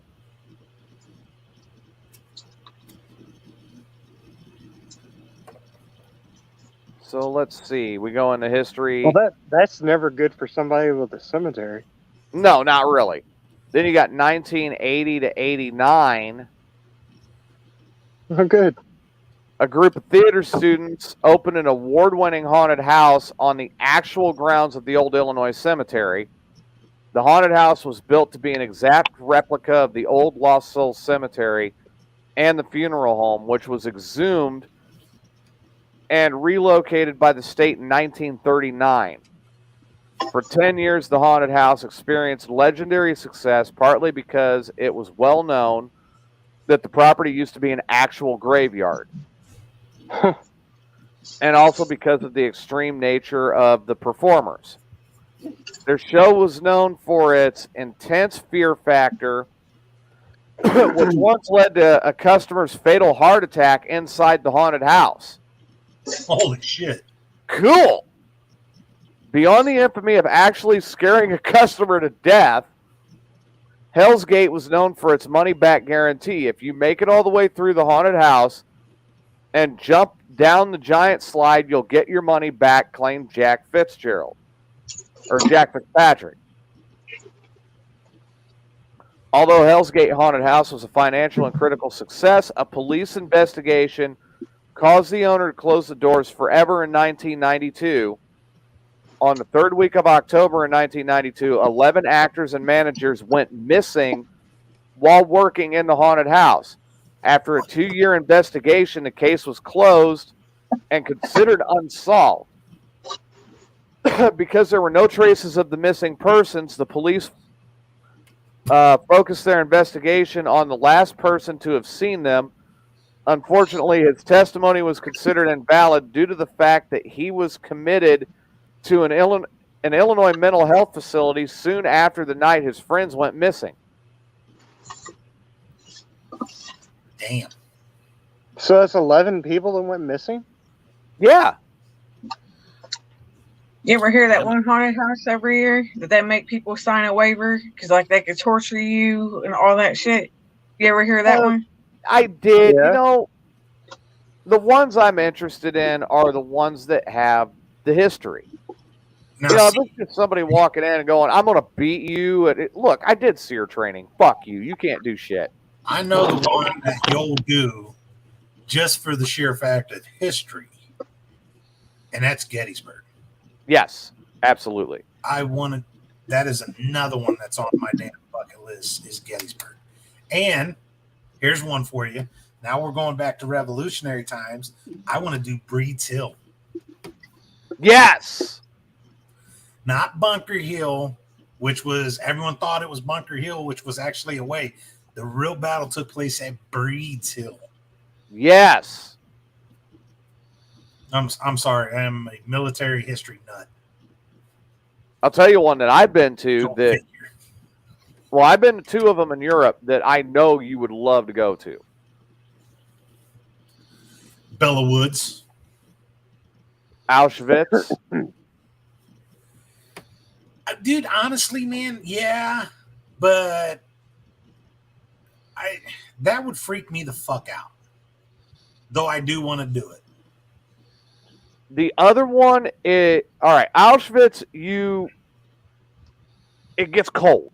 Like, you feel the cold when you walk in, and it just stays fucking cold until you leave. It's like you feel death.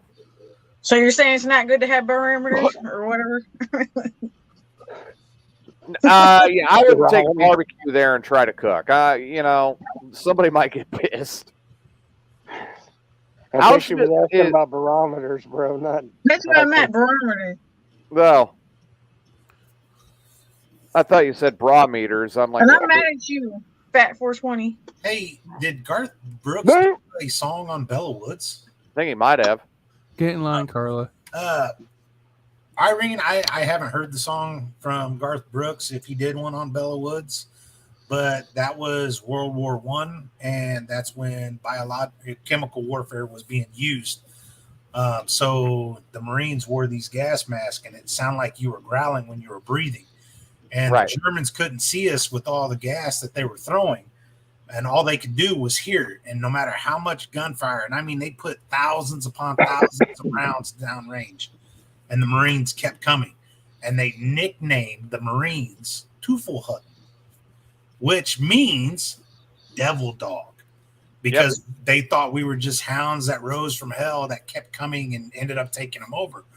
And the ones that survived ran in terror, and we were the ones that took that nickname. It's like, fuck, this is awesome. And since then, Marines have been known as Teufelhutten, devil dogs. A lot of history. The other one is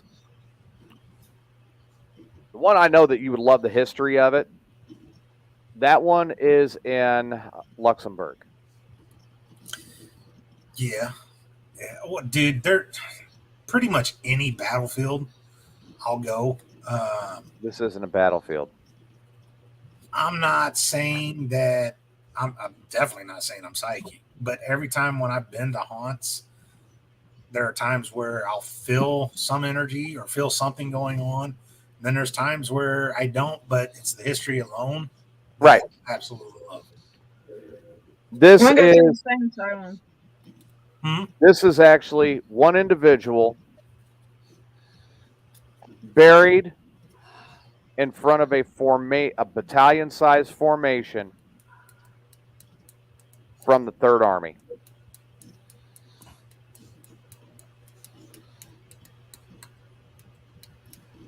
Patton's tomb. Not only have I seen the grave, seen the marker, and he's not in like what you would think, where Patton was one of the richest generals of his time.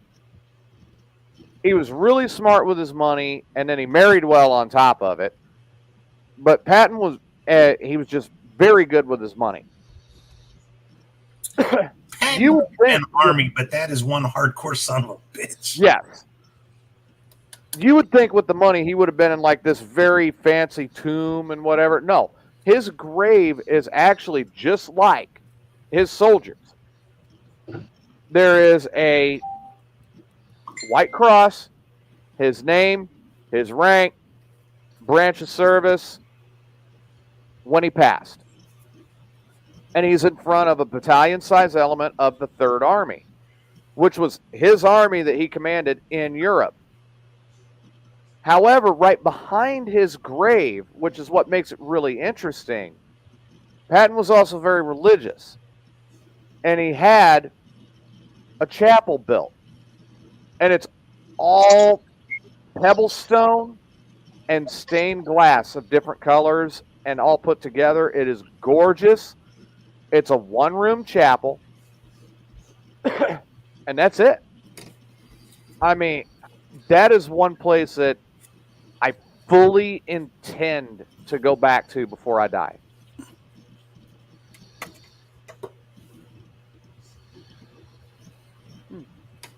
Sounds I pretty cool. collect odd items. I go to Goodwill and stuff and collect things. Because I don't know where they came from. I'll tell you what, Irene living in Chattanooga, there are many battlefields around there. Oh, yeah, there are. I mean, that was, Chattanooga was major battleground during the Civil War. Oh, yeah.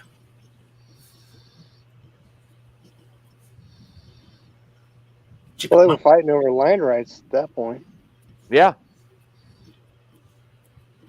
and nobody I mean, wanted to give up different fucking territories. But I have, I've been in Heidelberg. I've been to Bastogne. Now, I'll tell you what, I respect Easy Company. Yes. And were some tough sons of bitches too. I'll tell you right now, Easy Company jumped in and they're like, "Fuck, we need to get somebody up there to relieve Easy Company." Patton comes along and says, "I can attack with 3 divisions in 48 hours." What? Come on. Bullshit. He did it. Patton was fucking nuts. He fucked him up. Now, imagine it. Could you imagine what would you feel like if you were the soldier in Sicily that got slapped by Patton? Probably pissed myself a little bit at first. How about don't be a bitch? And Patton wasn't a very big guy. No, he really wasn't. George C. Scott was a lot bigger than George Patton himself. Well, Yeah, and I'm sorry, but dude, it's world fucking war. Okay, yeah, it sucks. I get it, but there are dudes that are literally filled with holes still on the front line, and you're perfectly fine, and you're sitting there just I don't want to do it. Okay, and you're sitting in a tent where guys are missing limbs and shit like that. Of course, Patton slapped the fuck out of him. Oh, yeah, quickly. George Patton would get in there and be like, "Swah! No, believe Patton in you, literally did. soldier. All right. Believe in yourself. Patton Now walked get in out there. there and fight." Patton walked in there. This kid was sitting there sniveling and said, "I can't take it. I can't take it." Patton slapped the fuck out of him and said, "Don't admit this, yellow bastard. Send him to the front." Yeah. He goes, "Matter of fact, if you can't take it, I'll just shoot you my fucking self." And I mean, he was jerking the pistol out in the hospital. He was ready. You're not going home today. You're going back out there on the front of the line. You want to go home? I'll send you home. It's going in a wooden Write box. a letter and say, "Hey, he gave his best." You may get shot and you may get killed, but you're going to the front, my friend. Like, uh-oh. I can Yeah. tell you that dude wasn't in Easy Company. No, he was not. Easy Company was probably the worst name for that fucking company because everything Fuck they yeah. did sure the hell wasn't easy. Easy Company caught all the bullshit. Dude. And then what was that piece of shit lieutenant they got there for a minute? Fuck that fucking bastard. Oh, God. Yeah, I Was remember. it Pike? Yeah. Lieutenant Pike always disappeared to HQ and this and that. And where's my foxhole? Dig it, motherfucker. Oh, shit. See, I'm going to tell you right now, anybody that talks to a military person, they're going to tell you that any first lieutenant or second lieutenant, they fucking hate. They're Fucking glorified fucking officer piece of training. They think they know all their shit, dude. Until you get to captain, major, that's when I start giving you respect. Now you get the real high shiny shit on your collar. You earned That's it. what I try to avoid you. Right? There was a movie that come out a few years back that said, I don't know, they were talking about digging foxholes, and somebody spoke up and said, "Don't pull a pike." And I was like, I know what that reference is, and I love it.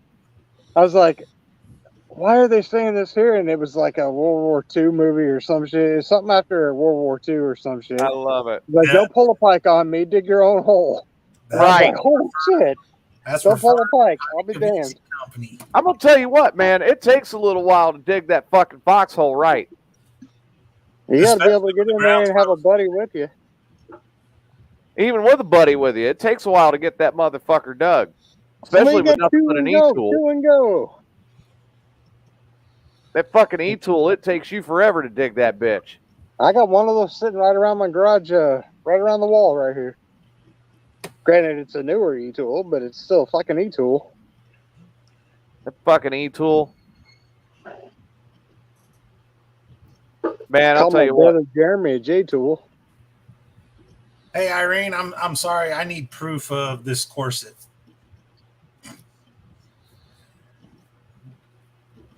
I'm going to tell you, dude, women's fashion back in the day, I swear, was just designed to make men even hornier than what we already are. Yeah, no shit. It had to be. Of course, it was like sucking it in and you can't breathe, but man, your boob pushed way up. Right. Well, yeah, but at the same time, it helped their posture. What, to tip over because now they were definitely front end loaded? Yeah, they couldn't breathe either. Well, fuck, man. Look at the girls that were singing in the saloons in the Wild West and how they were dressed, Hey, a lot of that shit was or fake. lack thereof. A lot of that shit was fake for the it movie. just had the big skirts because there was nothing else, so you could have the quick And a runs lot of them through, women, skirt a lot up. of them there you women go. were whores. Whores, I say. Most of them were whores. Let's be honest. Do you really You- think they would you be wearing dirty that kind of whore. shit? They just got to take it off every 20 minutes? Hell no. They're in the brothels. They ain't fucking wearing that shit just to take it off every 5 minutes. Hey, I did get to see something else though too. Zippers I- weren't I- invented yet. I've actually seen this recently. The Chicken Ranch. A chicken ranch? The Chicken Ranch. In LaGrange, Texas. Who's going to Texas? Probably I'm heading TJ. down there next month. I'm And, going well, Jason's going 31st. at the end of No, this seriously, month. I'm going to Dallas the 31st. Are you going to be at the show this weekend? Yep. Hey, I'll be there too. I got stairs I have to deliver. I don't Well, have steps. shirts yet. But Yeah, I did PWA's get new to steps see for the the ring. link that was put out there. The online store is up. See the new shirts? Yeah, buddy. Yeah. I've already shared the link. All right, so here you go. The Chicken Ranch was the oldest continually operating non-floating whorehouse in the United States when it was shut down in 1973. Oh, it's shut down to 73? In That's what 1973, it was shut down. I say Take now, a look I when he's found a gonna couple check out. chickens for Tyler the other day. I don't give a damn about Tyler and his chickens. Chicken Ranch souvenirs and memorabilia can be purchased through our online gift shop. Well, let's see what we got here. Irene, so am I. So am I.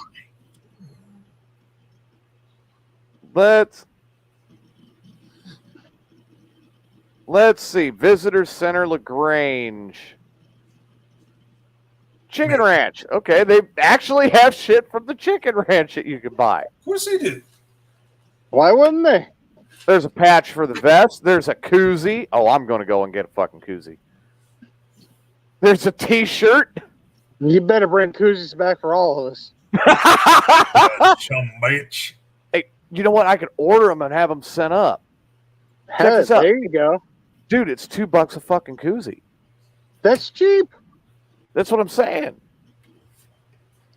We want Inside the koozies. Chicken Ranch, the book, $24.99. We don't want the book. And then there's a fucking, you can get a souvenir deed for the Chicken Ranch for $25. Dude, you should buy one of those for Tyler and make him feel like he owns the Chicken Ranch. All right. Oh my God. He might try to Oh my fucking God, deed. I have the Chicken Ranch.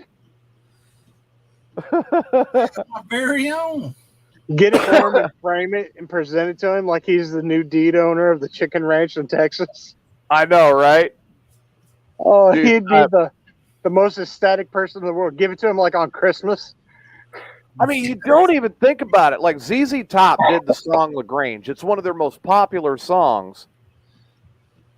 And you don't even think about it, but the song is about a town that had the oldest operating whorehouse in the United States. Well, it's Yes. the world's oldest profession, just saying. That's why I'm saying you should Awesome. order that deed for Tyler Yeah. He's not wrong. That is a great Christmas gift for us. Yes, it is. and gift it to him for Christmas. Dude, there's so much cool shit here. I'm looking at all this now. Let's see. Too bad there's not a B-Ball. T-shirt that says "I own the Chicken Ranch." B-Balm Honey Lotion. That's just probably expired. Honey's Southwest Chipotle. Probably Southwest expired. Chipotle Honey. Honey. Southwest Chipotle Honey. Bacon and bourbon honey. Ooh. That sounds amazing. That sounds delicious. $14. That's really not a bad price. No, fuck no.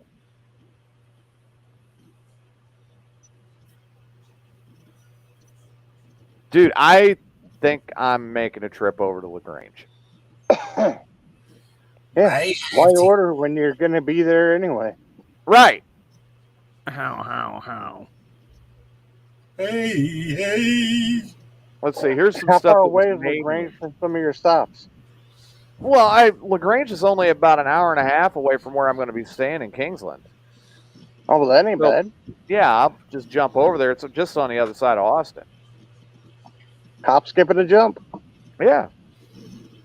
I mean, I'm spending 3 days down on the coast. I got to do that. I'm due for some seafood. I'm due for some good margaritas. I'm hoping that a hurricane hits so I can see one. I'm going to bring my Longhorn steak back. Unless you're still down there when I get there, and I'll just drive it up to you in Dallas. I wish I'd just moved to fucking Kingsland and you'd moved to fucking Dallas and we'd be done with this shit. No, guys. I'll be What do you mean, heading no? back 4th. No, because I'd still be stuck here in Illinois going, where No, the we fuck drag you with us. I cannot be in Texas. Why? I had too much here. Way too much. Well, if I become president, you're going to be in Texas putting boot to ass for a while. Right. Well, I know, but I mean, I still got a mom here, and I got to take care of my mom. I mean, she doesn't need taken care of right now, but I mean, she still needs me here. Yeah. I can't leave mom. The only reason why I'm still in Illinois is because my mom. I'm going to drag Carla down there, too.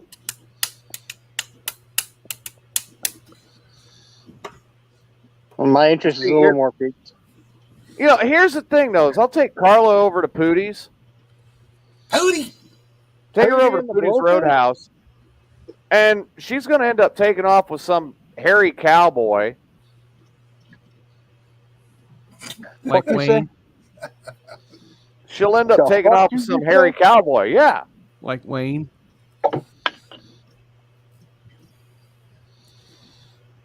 And it'll You be want to like, come down to Texas and kick the shit out of some hairy cowboy? you might have to.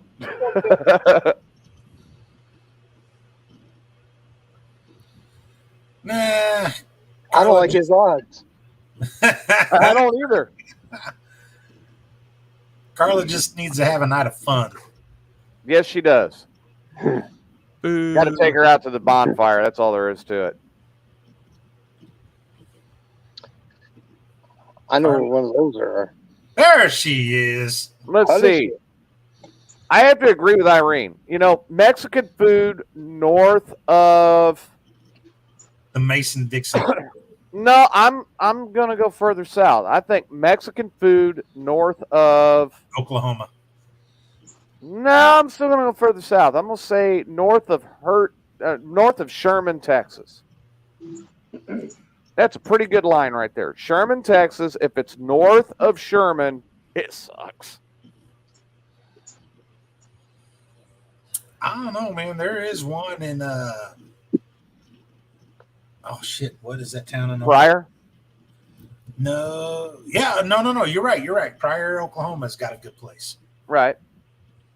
There's about to be a good one opening up right here in Illinois. I will say this. I mean, you got a couple places that are decent. I'm not going to say they're up to the quality of like what Will Height and I had when we lived down in the Southwest. By Honestly, any I think means. that's why I hate Mexican now, is because Mexican food up here sucks. There's But I'll about to be a good one opening up here in Illinois soon. Where? Right down to St. Joseph. I'll tell you My what. buddy- My buddy They- Mikey, who works for the postal, or used to, he's not retired. You know Mike, my neighbor, Yeah. Wells. He's got a girl that works for the post office. And he's retired now, but one of the girls that works for the post office, they came from Mexico, and they now live here in Illinois. Well, her mom's getting ready to open up an actual Mexican-style restaurant in St. Joe. and shit. she came from Mexico, and she's bringing all of her shit right up here, and Alright. she's gonna open up a restaurant in St. Joe. I'll give it a shot. That's why I love Gianni's down in Hillsborough and Litchfield. I took you to that one. Yeah, That is legit fucking Italian pizza. it's good Well, stuff, and we had the fucking squid and everything at the calamari. Calamari. There you go. Yeah. That was the first time I had calamari, and it was fucking excellent. I'll tell you what, you guys make it up to around Havana. You got to catch up with me and let me know because they just opened a Mexican restaurant over there. And I'm telling you what, it's legit. It's actually legit. It's good food. Oh, that one It's by the served- police station? Yeah, it's served correctly.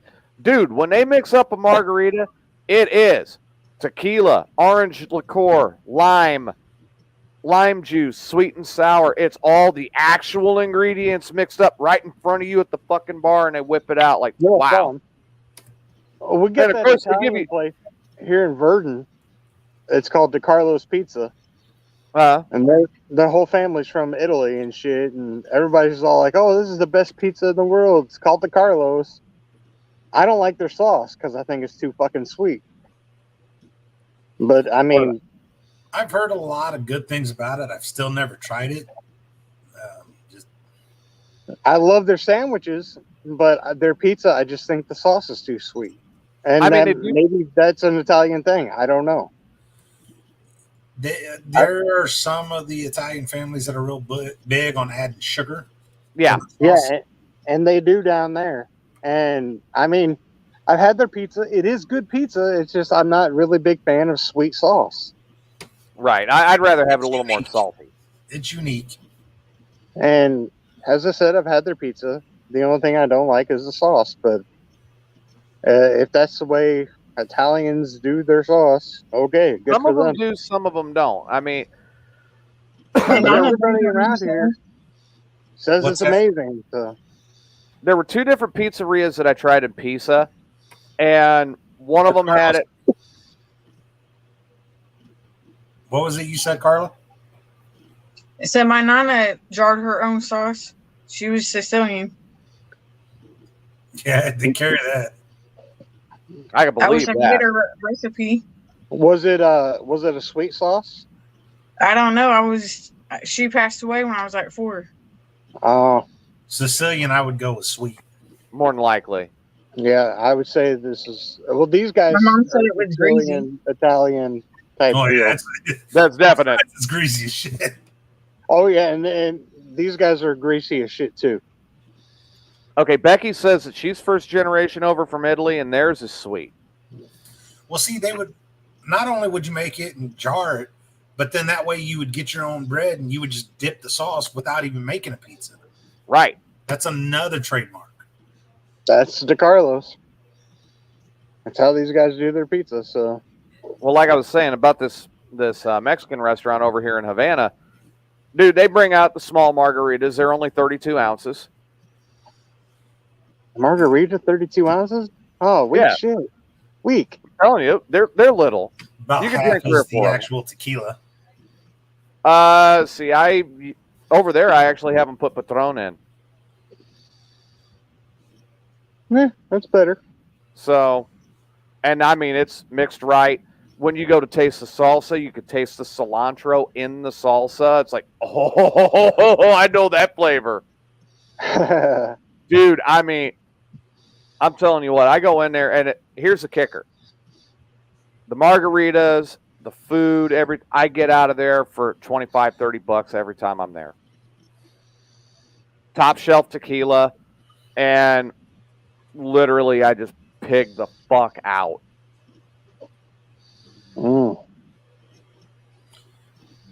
I brought some moonshine back. Uh-oh. Yeah. Straight It's good. corn moonshine, or did you get some flavored moonshine? Got some flavored. What flavor did you I got the number 1 and number 2 flavored. And I got let's see, the salted caramel. That And sounds it's- worth trying. It's amazing. I'll bring it up to the show with me Saturday. Bet. And I got what's that other one? Fucker beans. What the fuck is the other one? I had some butter pecan moonshine not too long ago. Oh, this is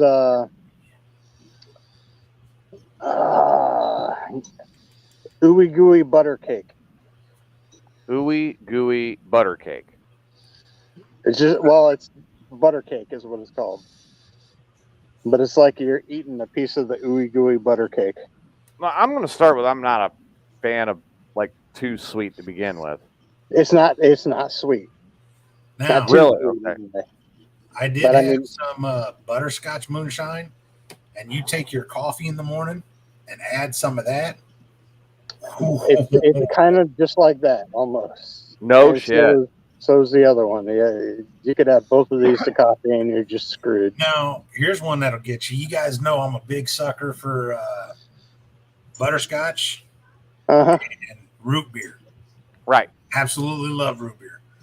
So somebody approached me and was like, hey, I got a root beer moonshine you'll absolutely love. And my exact words is, look, I love the shit out of root beer. If you fuck this up, I'm going to hate you. It's great. Yeah. So I still have it in my fridge, and I've had this bottle for way too long now. Yeah, absolutely fucking horrible. I would compare it to if you were to spill moonshine in a fridge and it sat at your fucking bottom of your fridge and got a little thick. Oh, Is probably what it tastes like. It's fucking god awful. rehydrate that shit. If anybody out there, well, tastes like it, it's not actually thick, but if anyone out there hears this and knows how to make a root beer flavored moonshine, get at me, because I want redemption, because I can't believe root beer moonshine is supposed to taste that shitty. I got you. I want this fixed. Actually, I have a way for you to have root beer and it's alcoholic. Well, yeah, Well, then so do I, but I tell you, the greatest moonshine I ever had was banana. That's good shit. Oh, So you dude, better be careful mentioning bananas, considering who's sitting next to you. you'll love it. So they have I've got to know about this. They got a banana cream pie moonshine. You're an asshole, TJ. Banana cream pie moonshine. TJ, talk to me. I don't know what she's talking about. I thought I What's was your problem, TJ? You an I'm asshole? I'm such a decent person. I don't know what she's You a talking lying about. God, shit, I couldn't even say it with a straight face. Fuck you, Carla. TJ. Oh! TJ. Hey, TJ, what you talking about? What'd you do? What you talking about, Willis? What'd you do? I deployed bitch every Marines day. to Iraq. You know, Every day I get called a bitch by TJ. Hey, damn bitch. Well, you are a fucking bitch. No, I'm not. I'm an angel. Bullshit. TJ. Talk to me. Yes, Sage. What's up, he's dude? inquiring What's going on, minds man? want to know. It's just a friendship we got. I mean, we're pretty close. She calls and complains, and then goes, "When the fuck are you gonna come over?" I'm like, "When I got a few minutes." Oh fuck! All right, see you in about a year. I was by the fairgrounds today and you didn't even stop by. I was Hey, trying to get TJ. home. I had already spent all day on the fucking road, and I was dealing with a couple of people that one of them was a puggle and the other one was a fucking labradoodle. Hey, TJ. Yes, I'm Sage. like a minion. Banana. Banana, na, na, na, na. Banana, na, na, na. Banana. I swear, man, these two were Banana. Banana, na, na, na, na. And I'm hitting 7 months. Was it the Oompa Loompa and the other person? So you're doing another two? What? Hmm? You said you're at Look, 7 how- months. You're doing another 2? She's at 7 months. 7 likes. I would fucking be going nuts. Flat out. 7 months with no dong. Wanker. I call it wanker. Wanker. 7 months with no wanker? That Shit. doesn't mean she does it to herself. Shit. No, I don't. I'm at like fucking carried the 2. You think I got beef trucks? What are you talking I thought you about? said you didn't want to do math tonight, Sage. I'm doing math for this motherfucker. Right? I'm like 6 years. So fuck off. Dude, what the fuck? You're telling me? That's Dude. not a dry spell. That's a new virginity. I'm sorry, but dude, I would be like Like a the virgin. world's leading buyer of fucking Jergens and Kleenex. Fuck you, Kluge, if you got that recorded. I have a friend. I have a I friend can at get work that has you beat by 3 times. Fuck. Well, that motherfucker must be ugly as shit. Dude, Hey, what Damn the the fuck? motherfucker. And I got game. I just ain't been using it. Dude, it's been so long for you. You might not even know how to use that thing anymore. I'm gonna fucking try one time and it's gonna be like poof.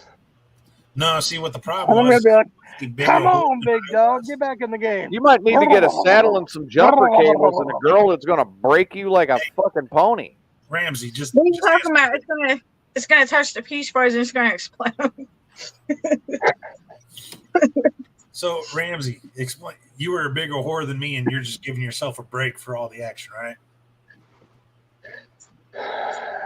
Yeah, well, let's be honest. I had a problem. He had a revolving door. I had a Yeah. revolving door for a lot of years, and I was Poor bringing a lot of Steve. chicks. Dude, I I was bringing a feel lot of so chicks. sorry I mean- for Steve. There was one leaving and another one coming in. Yeah, it was hard to keep up there for a few years.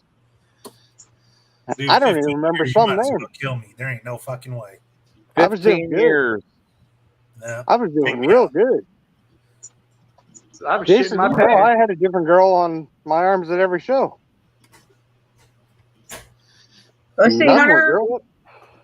Hunter's gonna be 8, so I got 10 years. So I what you're got one saying- that's going to be fucking 16, No.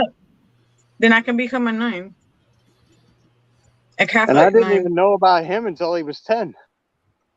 Why would you? Oh.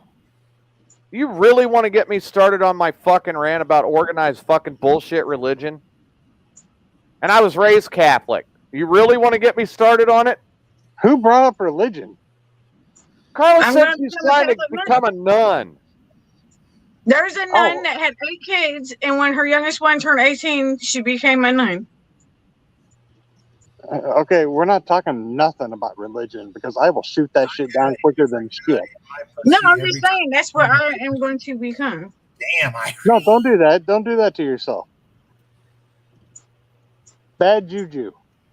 bad juju. So, Irene, you're basically admitting that you're the female version of Sage back in the day And Will Height. and Will Height? Because Come on, I was come on, innocent. come on. I never did Nobody any is shit like that. as bad as we were. Well, In fact, you're I a don't even retard. think Jason Or was as the bad as female I was. version of the person we were referencing earlier, Jason. Dee dee dee. What? No, not Marvin. he's still there. No, yeah, because one of the places that I delivered to, he had to cover my route the other day, and they were like, "Yeah, that dude thinks he's hot shit." And it's like, "What are you talking about?" And Are you talking about? they started describing, and I was like, "Oh, I know what you're talking about." And I'm like, "Yeah, man, did he do porn or something? Because he was just talking up a storm." How do I do the Ely?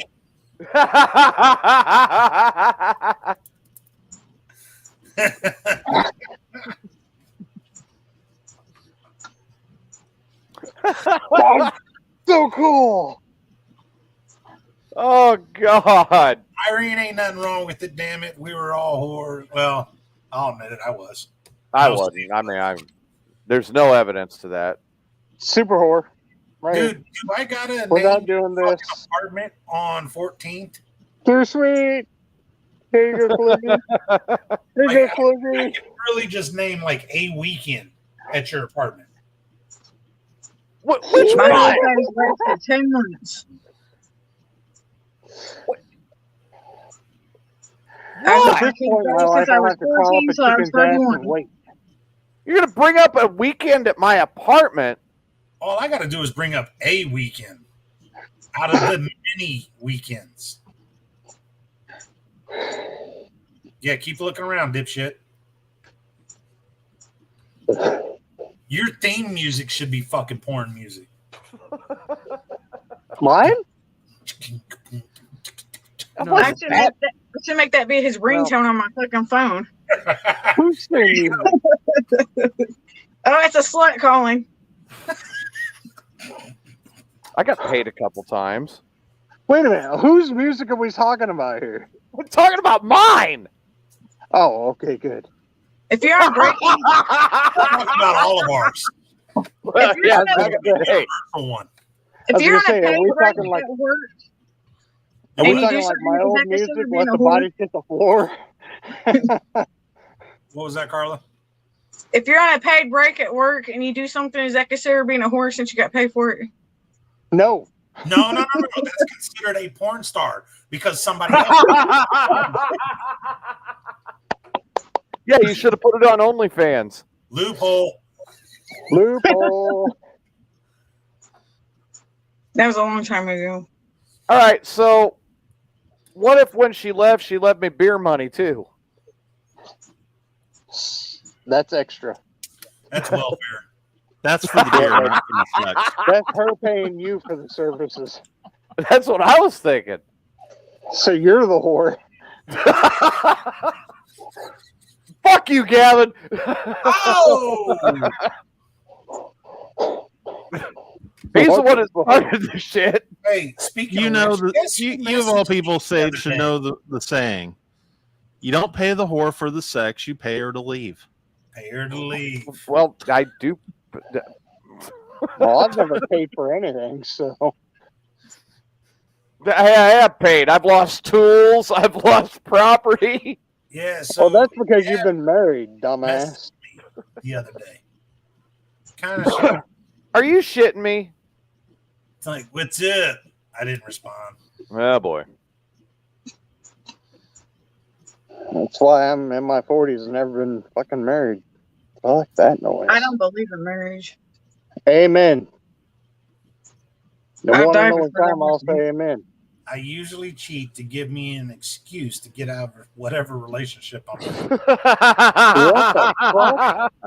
I guess that's I why. never thought of that. No, I don't cheat. I just fucking break it off. In a really Yeah, nice way. I'm Then again, Yeah, I I'm try not to actually- be relationships. But I'm actually very nice when I break up with somebody. I try Yeah, not to be right. the breaker You upper. fucking liar. I try to get broke up with. You weren't What do nice for that one last time. What? You're a goddamn liar. Wasn't your last one saying that you wanted a certain individual to introduce themselves to a certain type of instrument of destruction? And What? clean your mouth out with it. And Yes, clean your and mouth wash out your with it? mouth out with it. You talking to me? No, Something to the one above something you. to- something to that effect. More than likely exited my oral cavity. Yeah, you also wanted something to exit her oral cavity. No, You usually want something to enter her oral cavity. I wanted something to go in her oral cavity and exit out the back of her skull. Tell her to go mouth fuck a gun? That's Pretty much. That's the answer. Yeah, that's Kind of pretty much. Yeah, But he's very Fair nice enough. at breaking it. But he's, I was Yeah. like, you want to put yourself above my kids? And she goes, I am above your kids. I was like, okay, why don't you take your pistol and clean your mouth out with it? Damn. But he's nice about it. I thought I mean, that that was very a very nice way of putting it. Yeah. I thought that was very nice. I could have said what I was thinking. Would you just go blow your fucking head off already and feed your fucking dogs? Okay, I guess if that's the two choices, then yeah, you did the nice one, but I would still listen. Yeah. That's not so bad. Hey, Well, so that typically would have fed her dogs though after. oh fuck. I mean, I wanted to go, for Christ's sake. So There was a point in time where I really wondered if she had numbers at the fucking door for the guys that were coming in. Number 33, it's your turn. Now except you, serving right? number 33. She's got one of those big lights above that says now serving and then the number that corresponds. No, with it's like in Beetlejuice, whatever. Well, they Yeah. said they were. Coming across. I heard that she was going to do a haunted house. Part of it was going to be her spread eagle on the couch. So there was a news report that came out yesterday, and when I Did was she blow her head off? No, when I was watching the news, Damn. it said multiple dogs were confiscated from an owner, and dude, instantly, like, she I thought the same thing at oh, no, first. you saw the report, dude. Where is it at? Where's it at? Where's the news report at? Well, it wasn't here. It was in another town, but they Hang on, I'll see if I can find it for you real quick. Yeah, they confiscated a shit ton of dogs, and when it first popped up and said that, dude, instantly in my head, I just thought of her, and I was like, "Oh fuck, she got busted." It was in rural Mercer County. There it is. Hang on, I'm sending you the link. I don't know anybody in Mercer So County. the fact that Klug saw it and thought it too is fucking hilarious. Yeah, I mean, I would, I really did. I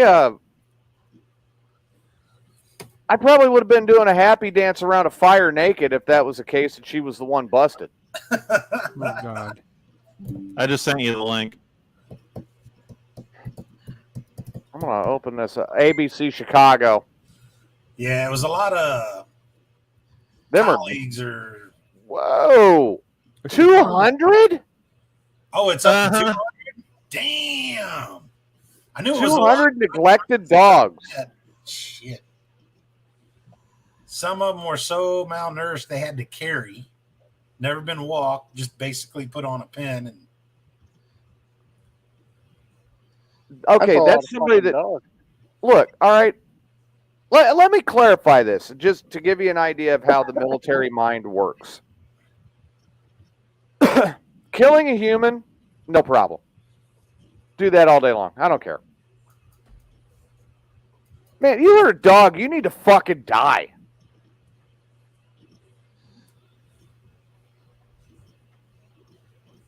I can agree with that. You hurt a child, you're gonna die. You hurt a child, there's a special place in hell that I'm going to send you to personally. I mean, Yeah. You hurt a child or a defenseless animal, you're gonna die. So yeah.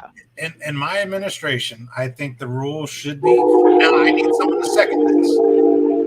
If someone molests a child, their family members get 5 minutes in that room, locked, and anything goes. If that individual survives, they can walk free. They ain't gonna survive in 1 minute. That's all I'm saying. If 30 you molest a seconds out. child and there's proof, you get locked in a room with their family members. 5 minutes, anything goes, and at the end of it, you can walk free. Suddenly, I Second. got a lot of family. All of a sudden, everybody's family. You white? I don't give a shit. Oh, hey, you know what? Here, let's put it this. I'm Uncle, All right, Uncle Screw. let's put it this way. We'll just for shits and grins. Let's take my daughter or my son, and something happens to one of them.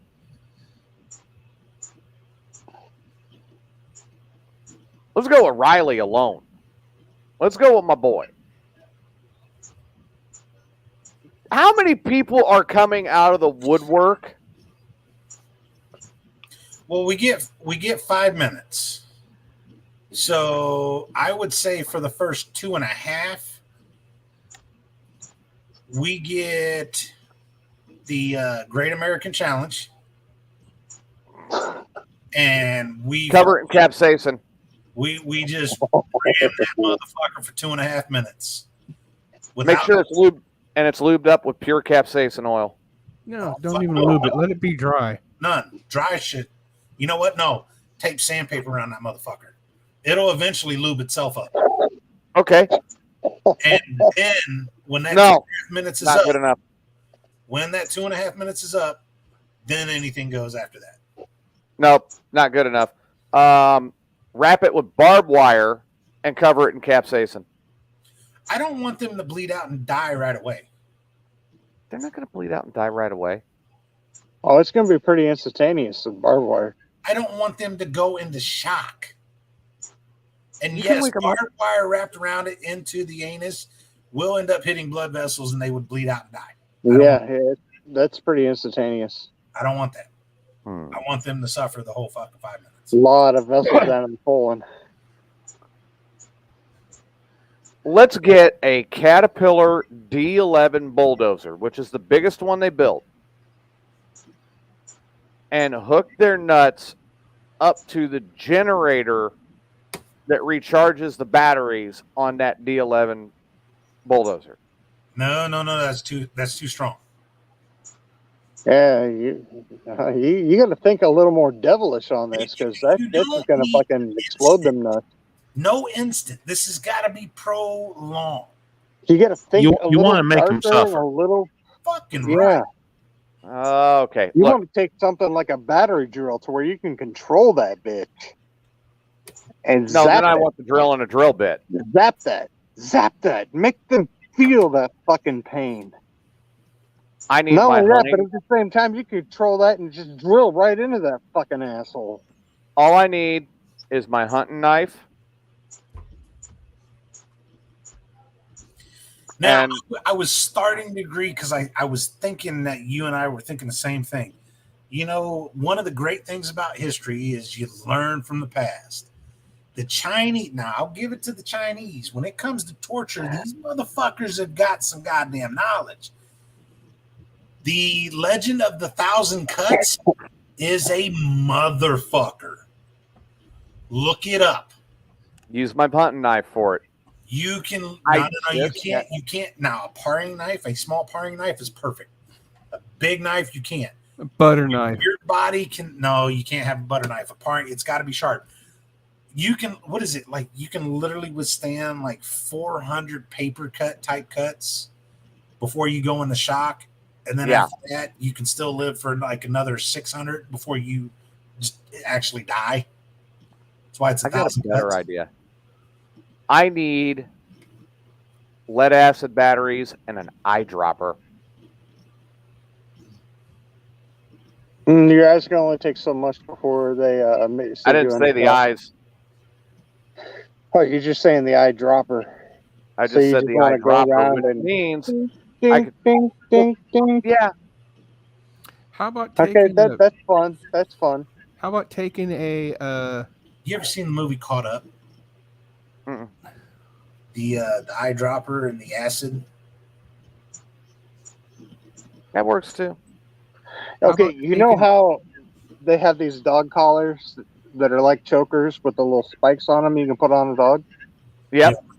Well, they actually make those whole length to where you could tie a leather strap around the wrist, and they make this whole little vest thing you can wear made out of those spikes.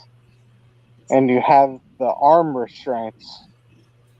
And every time somebody's electrocuted, they move their arms out and it digs in more. So you get electrodes on their nipples or on their balls, and every time they move their arms or flail out, it just So this would be like a slow constricting Iron Maiden. yes, Holy shit! yeah. That's good. Okay, that's it. I got it. I like that. well? Well, I I, like yeah, that. I like that, but I got the trump card. I finally thought of the trump card. What do you got? Fuck with one of my kids in the first 4 minutes in that room, you are going to get full-on lap dances from Gavin Alexander and Brian Ely. In the buff. Okay, that, How about that's just not taking going to be the- torture for some of them people. You know, he's right on that. He's Take- got a point. How about You take want to them hurt that them strip and then club up in eventually kill Sherman? them. What about scanning them slowly and not too deep, but enough to feel pain, and then throw fucking alcohol in it? Shit. How about pointing in the wrong direction. straw cleaner? Oh, up a for spray people? bottle of alcohol. While The they're eyedropper, ripping the eyedropper with apart. the acid. The eyedropper with the acid, like Will Height was talking about, but right up the dick hole. Oh, You're a sick man. you know, you could be realistically. What is that fish that's got the fucking spikes that swims up there? Oh, the puffer fish? it's not- No, the really small one that swims up the fucking hole of your penis. Ooh, yeah, that's a good idea. Be like, hey man, we're just gonna stick you in this tub of water for a while. You're good. With the pitu. Be cool. Oh, dude, and then fucking just throw in the piranha right afterwards. No. Yep. Once it happens, then you make them move over into a vat of fucking salted water. Oh, Hell yeah. Towards the end, dismember them alive, like by starting with their like toes, feet, ankles, shin, knee. Why don't you Then, just cover the room in plastic and let me go in there and just go full on fucking Dexter on their ass?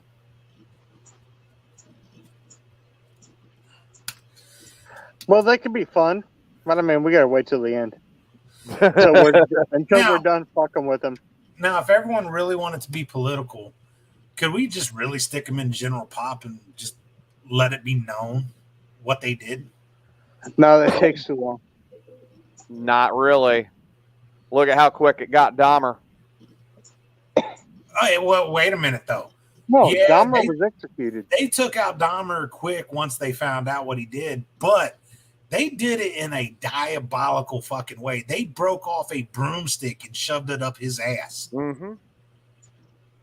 Well, yeah, but that was They such did. a political or like a popular fucking story and shit that they wanted the notoriety of it and didn't get the notoriety they wanted.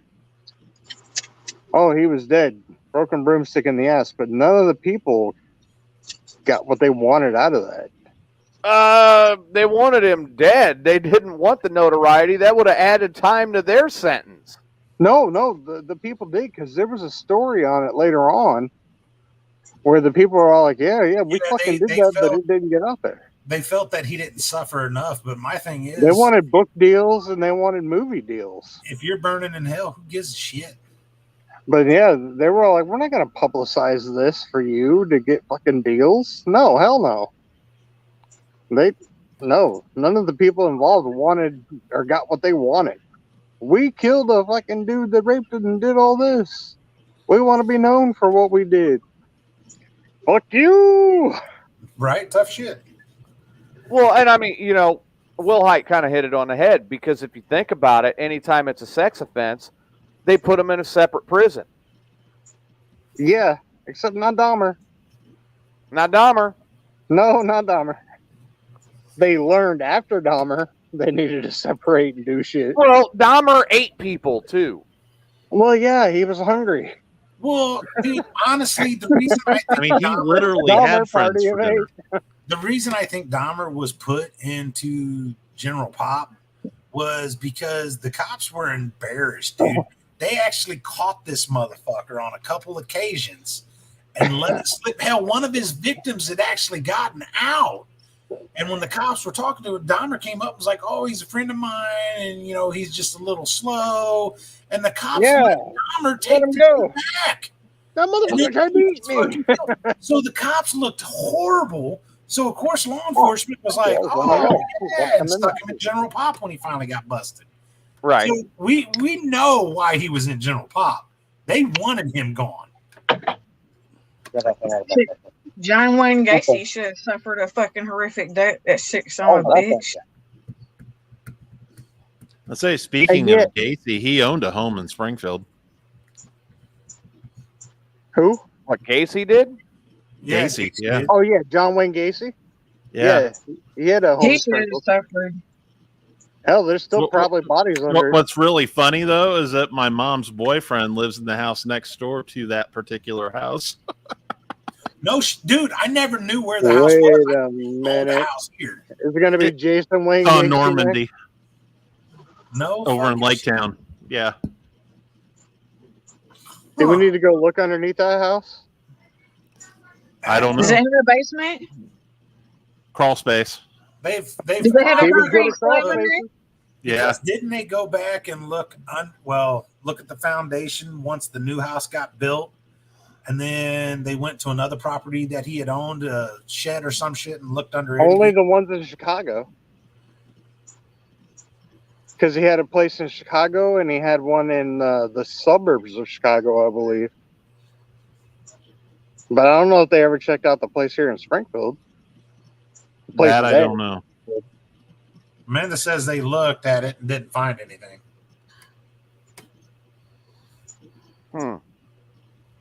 Wasn't he a coach of a baseball team of like little boys, and then like almost all of them disappeared?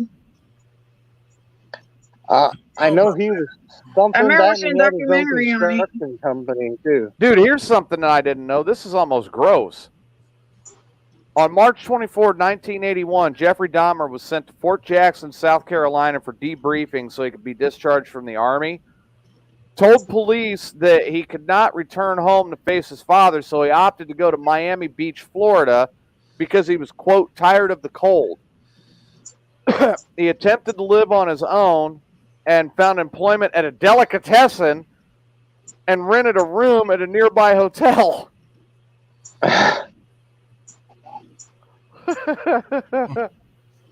So he worked at a delicatessen? Yeah, he worked at a deli.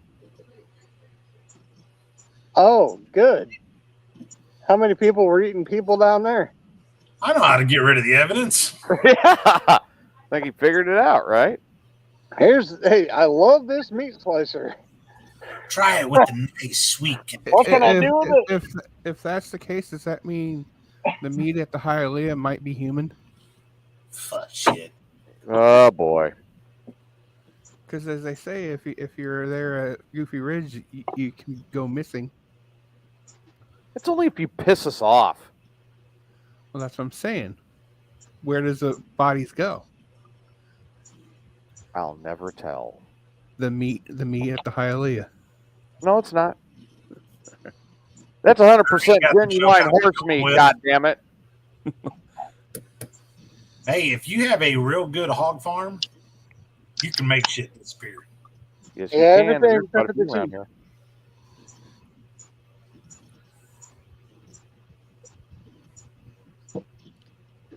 Jason, I'll send you the address of the house. Yeah, I'd be tempted to go and knock on the door and be like, "Look, you got to let me do a ghost hunt here." I knew you were going to go there. Fucking right, I would. I never really read up on Gacy. I remember watching it when I was younger. Weird duck, dude. Now, hey, you remember that ghost hunt we did at Ashmore Estates? Yeah, I remember that. The owner of that, in one of those cabins that he has on the ground that you can stay in, has the couch from John Wayne Gacy's lawyer. No shit. Couch that Gacy sat on, interviewed on, had a psychiatrist talk to him. That same couch is inside that cabin. Cost them a pretty penny to get it. Yes, Irene. Say John Wayne Gacy, he was the one that had the construction company and shit, and used to lure his workers back to his house and trick them with want to see a trick and do the handcuff Gacy trick. was, The handcuff trick. Yeah, the handcuff trick, knock them out. oh, yeah, and yeah. kill him that way and bury him under his house. Yeah, a lot of his victims were like 10-year-old boys. They were actually closer to 15. Some of them were younger though. He was a coach of Yeah, a baseball team, and he did Yeah, clowning on the side. 10 to 15-year-old kids. I think the oldest one he ever got was like 17. Something like that. But yeah, it's creepy bastard. And Yeah, you remember his last words? I forget what he said. Something smart as fuck right before they killed him. He said something like "fuck you" or I can't remember. Holy shit! This is really across the street from a buddy of mine that we used to go to after college. Holy damn! And then what's even creepier is the guy that played him in the John Wayne Gacy story is the same guy that played the fucking bully in the old Pee Wee Herman movie. And they used to bully Pee Wee Herman, which is fucked up. I was like watching the movie about John Wayne Gacy, and I was like, that's the same guy that used to bully Pee Wee Herman. Fucking weird. All right, let's see. I just found an article here. It says these 8 infamous serial killers were born in Illinois. Now, you know Gacy's going to be on that. A lot of them are fucking Gemini, so fucking bastards. Giving me I know, a bad right? rap. Fucking weirdos. Yeah, I'm a Gacy's, Gacy's last words were "kiss my ass." Yeah, see, I knew it was something like that. Yeah.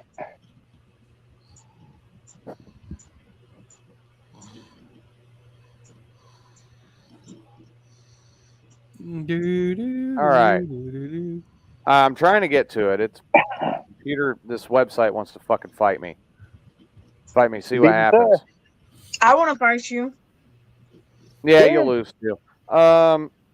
You think? I know. I think she can take it. Hey, can I sell tickets to that for raising donation? I'll wrestle with Carla. I bet you. I'm sure you would. Damn it. I got a wrestling Yeah, ring you have to right say over there. wrestle because I probably kick your ass. I've got a wrestling ring that's already set up.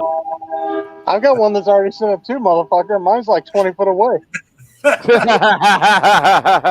Mine's closer to where she Man, you is. can go for a trip on a rocket ship. It's right over there. All right, which state has produced the most serial killers? Here we go. Indiana. No, It's right there. I'm checking the top 5 right now. Okay. Give me the top 5. Where do you think they are? New York.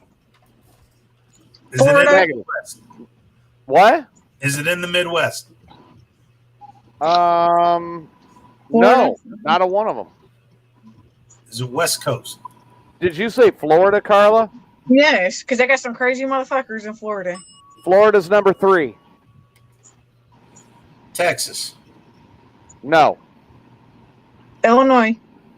Nope. Seattle or Washington. Number 5. Wisconsin. No. New York. No. Rhode Island. No. Colorado. California is on that list. All right, Irene hit that. California is number 4. So we've gotten 3, 4, and 5. We're missing 1 and 2. Washington, D.C. Wyoming. No. Michigan, Massachusetts. no. Illinois, no. Oregon. Someone say Georgia. No. Georgia. Georgia, no. Mississippi. Nevada. Alabama. Nevada, number 2. Nevada's Yeah, got that. Nevada is number 2. Watch it be like something weird like Virginia. Nope. Alaska. Number 1. You got to be shitting me. Alaska is number 1. Somebody look that up. Who did that? It was really Proportional. Bigfoot, okay? This is on Who said crimecapsule.com. This is on crimecapsule.com.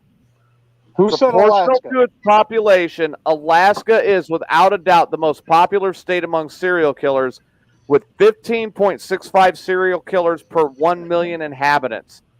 Are you flashing at Teddy? Or no, that's your hand? I can do that for you if you want. Boy, you got a one-track fucking mind tonight. Well, it's been You 7 want a titty? months. I'll give you a titty. Oh, right.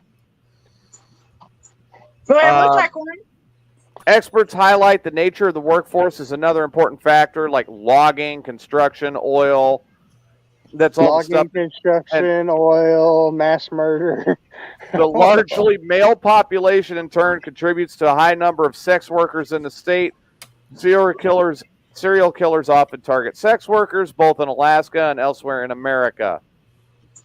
Well, look at all the animals that they have up there that can So eat all the look bodies. that whole coastline: Alaska, Washington, California. Yeah. Yeah. Number I 6 bet is it's right on Oregon. that coastline too. Oregon's number 6. And Oregon's number 6. Yeah. And Washington was number 5. So Right. it's all on that coastline. And Nevada say was Florida? number 4. Butts right up with it. But then you And got Nevada's Louisiana. right there at number 4. Then you got Louisiana as number 7. I could see that. And I what's see it? that You had with Ted Bundy who was over there. Throwing a lot of bodies in the swamps and hoping the gators get rid of them. You had Ted Bundy who Florida, was they over can do there in that. that area. Good old Stinky Ted. Yeah. You had a lot of mountain men that were over there too. That's true. I can't remember all their fucking names, but I mean, See, I would have thought there would have been Yeah, more connection Kaczynski with was the over there. nations. Ted Kaczynski. But he was all over the United States because he would fucking travel all the Yep. way back to one trail and then back over there, doing all of his bombings and But his shit. main home was up in the Rockies. Yeah.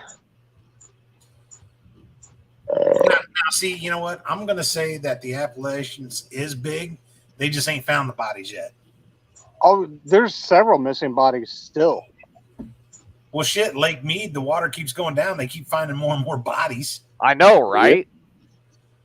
Found one that's been under there and dead for like 40 years, and they believe he was killed by gunfire. Well, dude, I And mean, Mount Rainier, they're finding more and more bodies because the True. cloud covers fucking dissipating more and more, and so is the snow coverage. Yeah.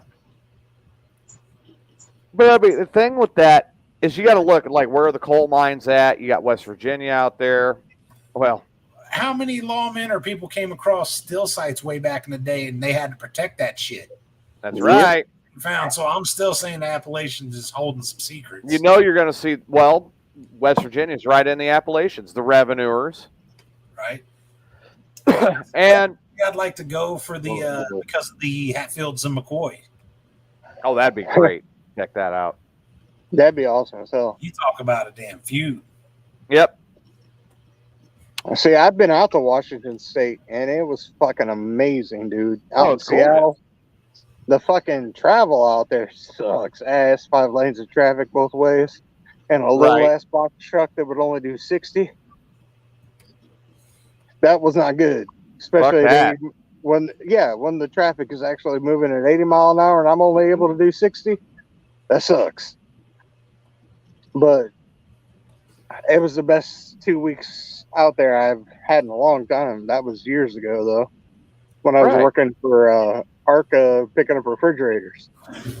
Oh, we nice. opened a new plant. Well, we opened a new plant out there, and they're like, "You want to go?" And I was like, "Okay." So I went Yeah, out one there of and my- opened a new plant. And One of my early runs for Schneider sent me through Donner Pass in February. Now, see, oh, I know wow, exactly that what part sucks. she's talking about. You were out there during all the winter shit. Yeah. Hey,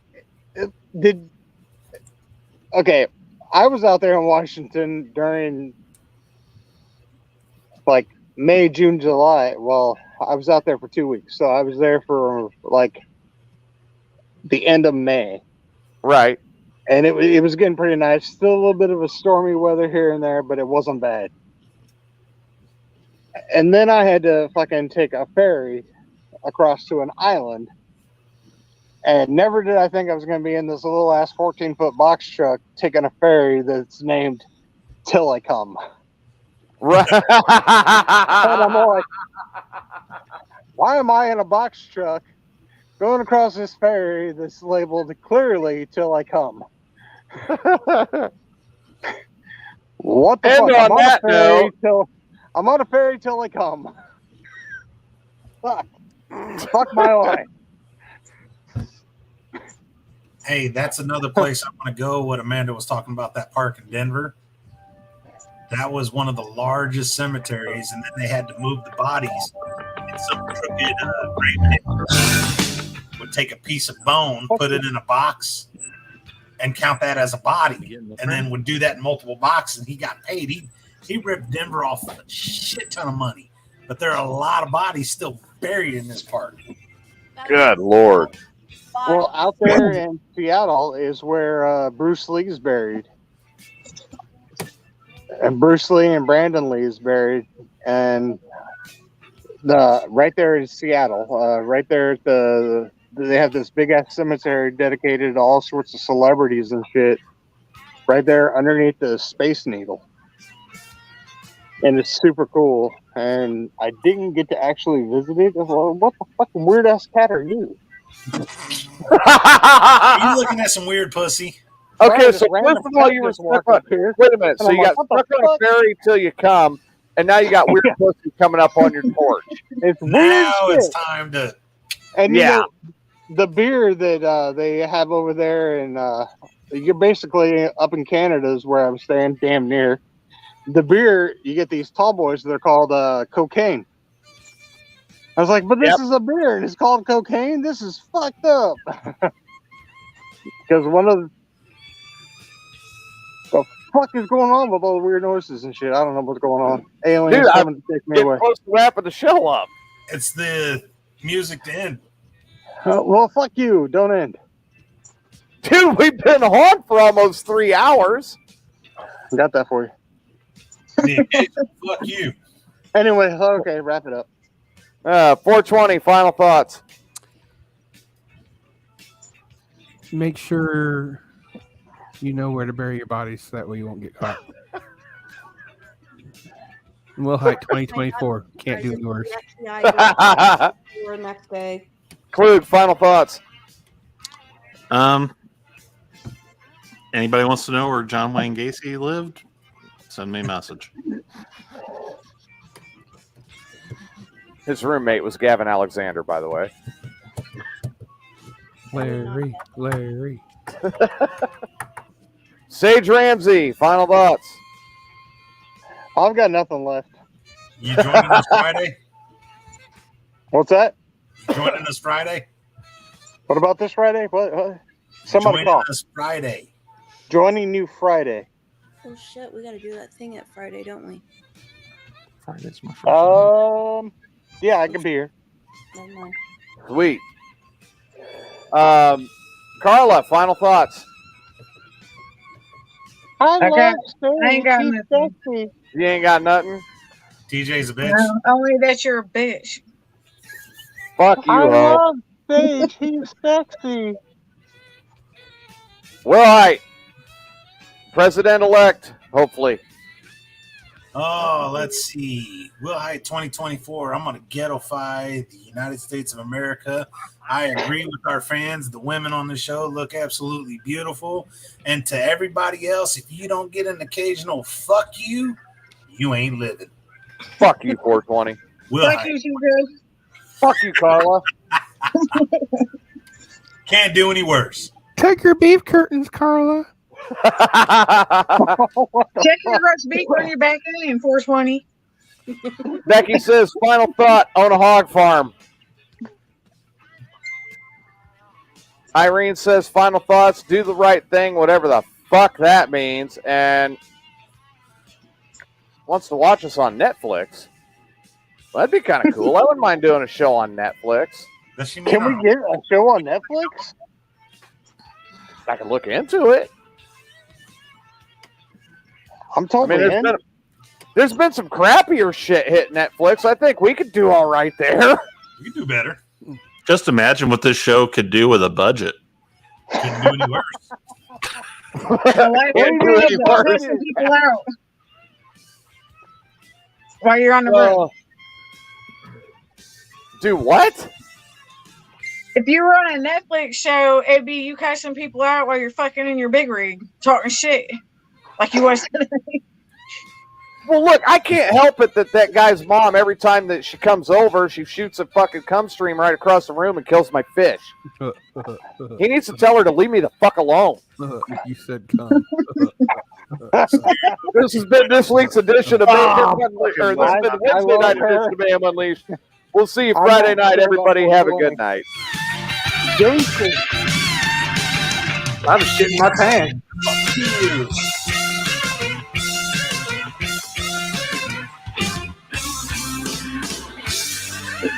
Finish. I love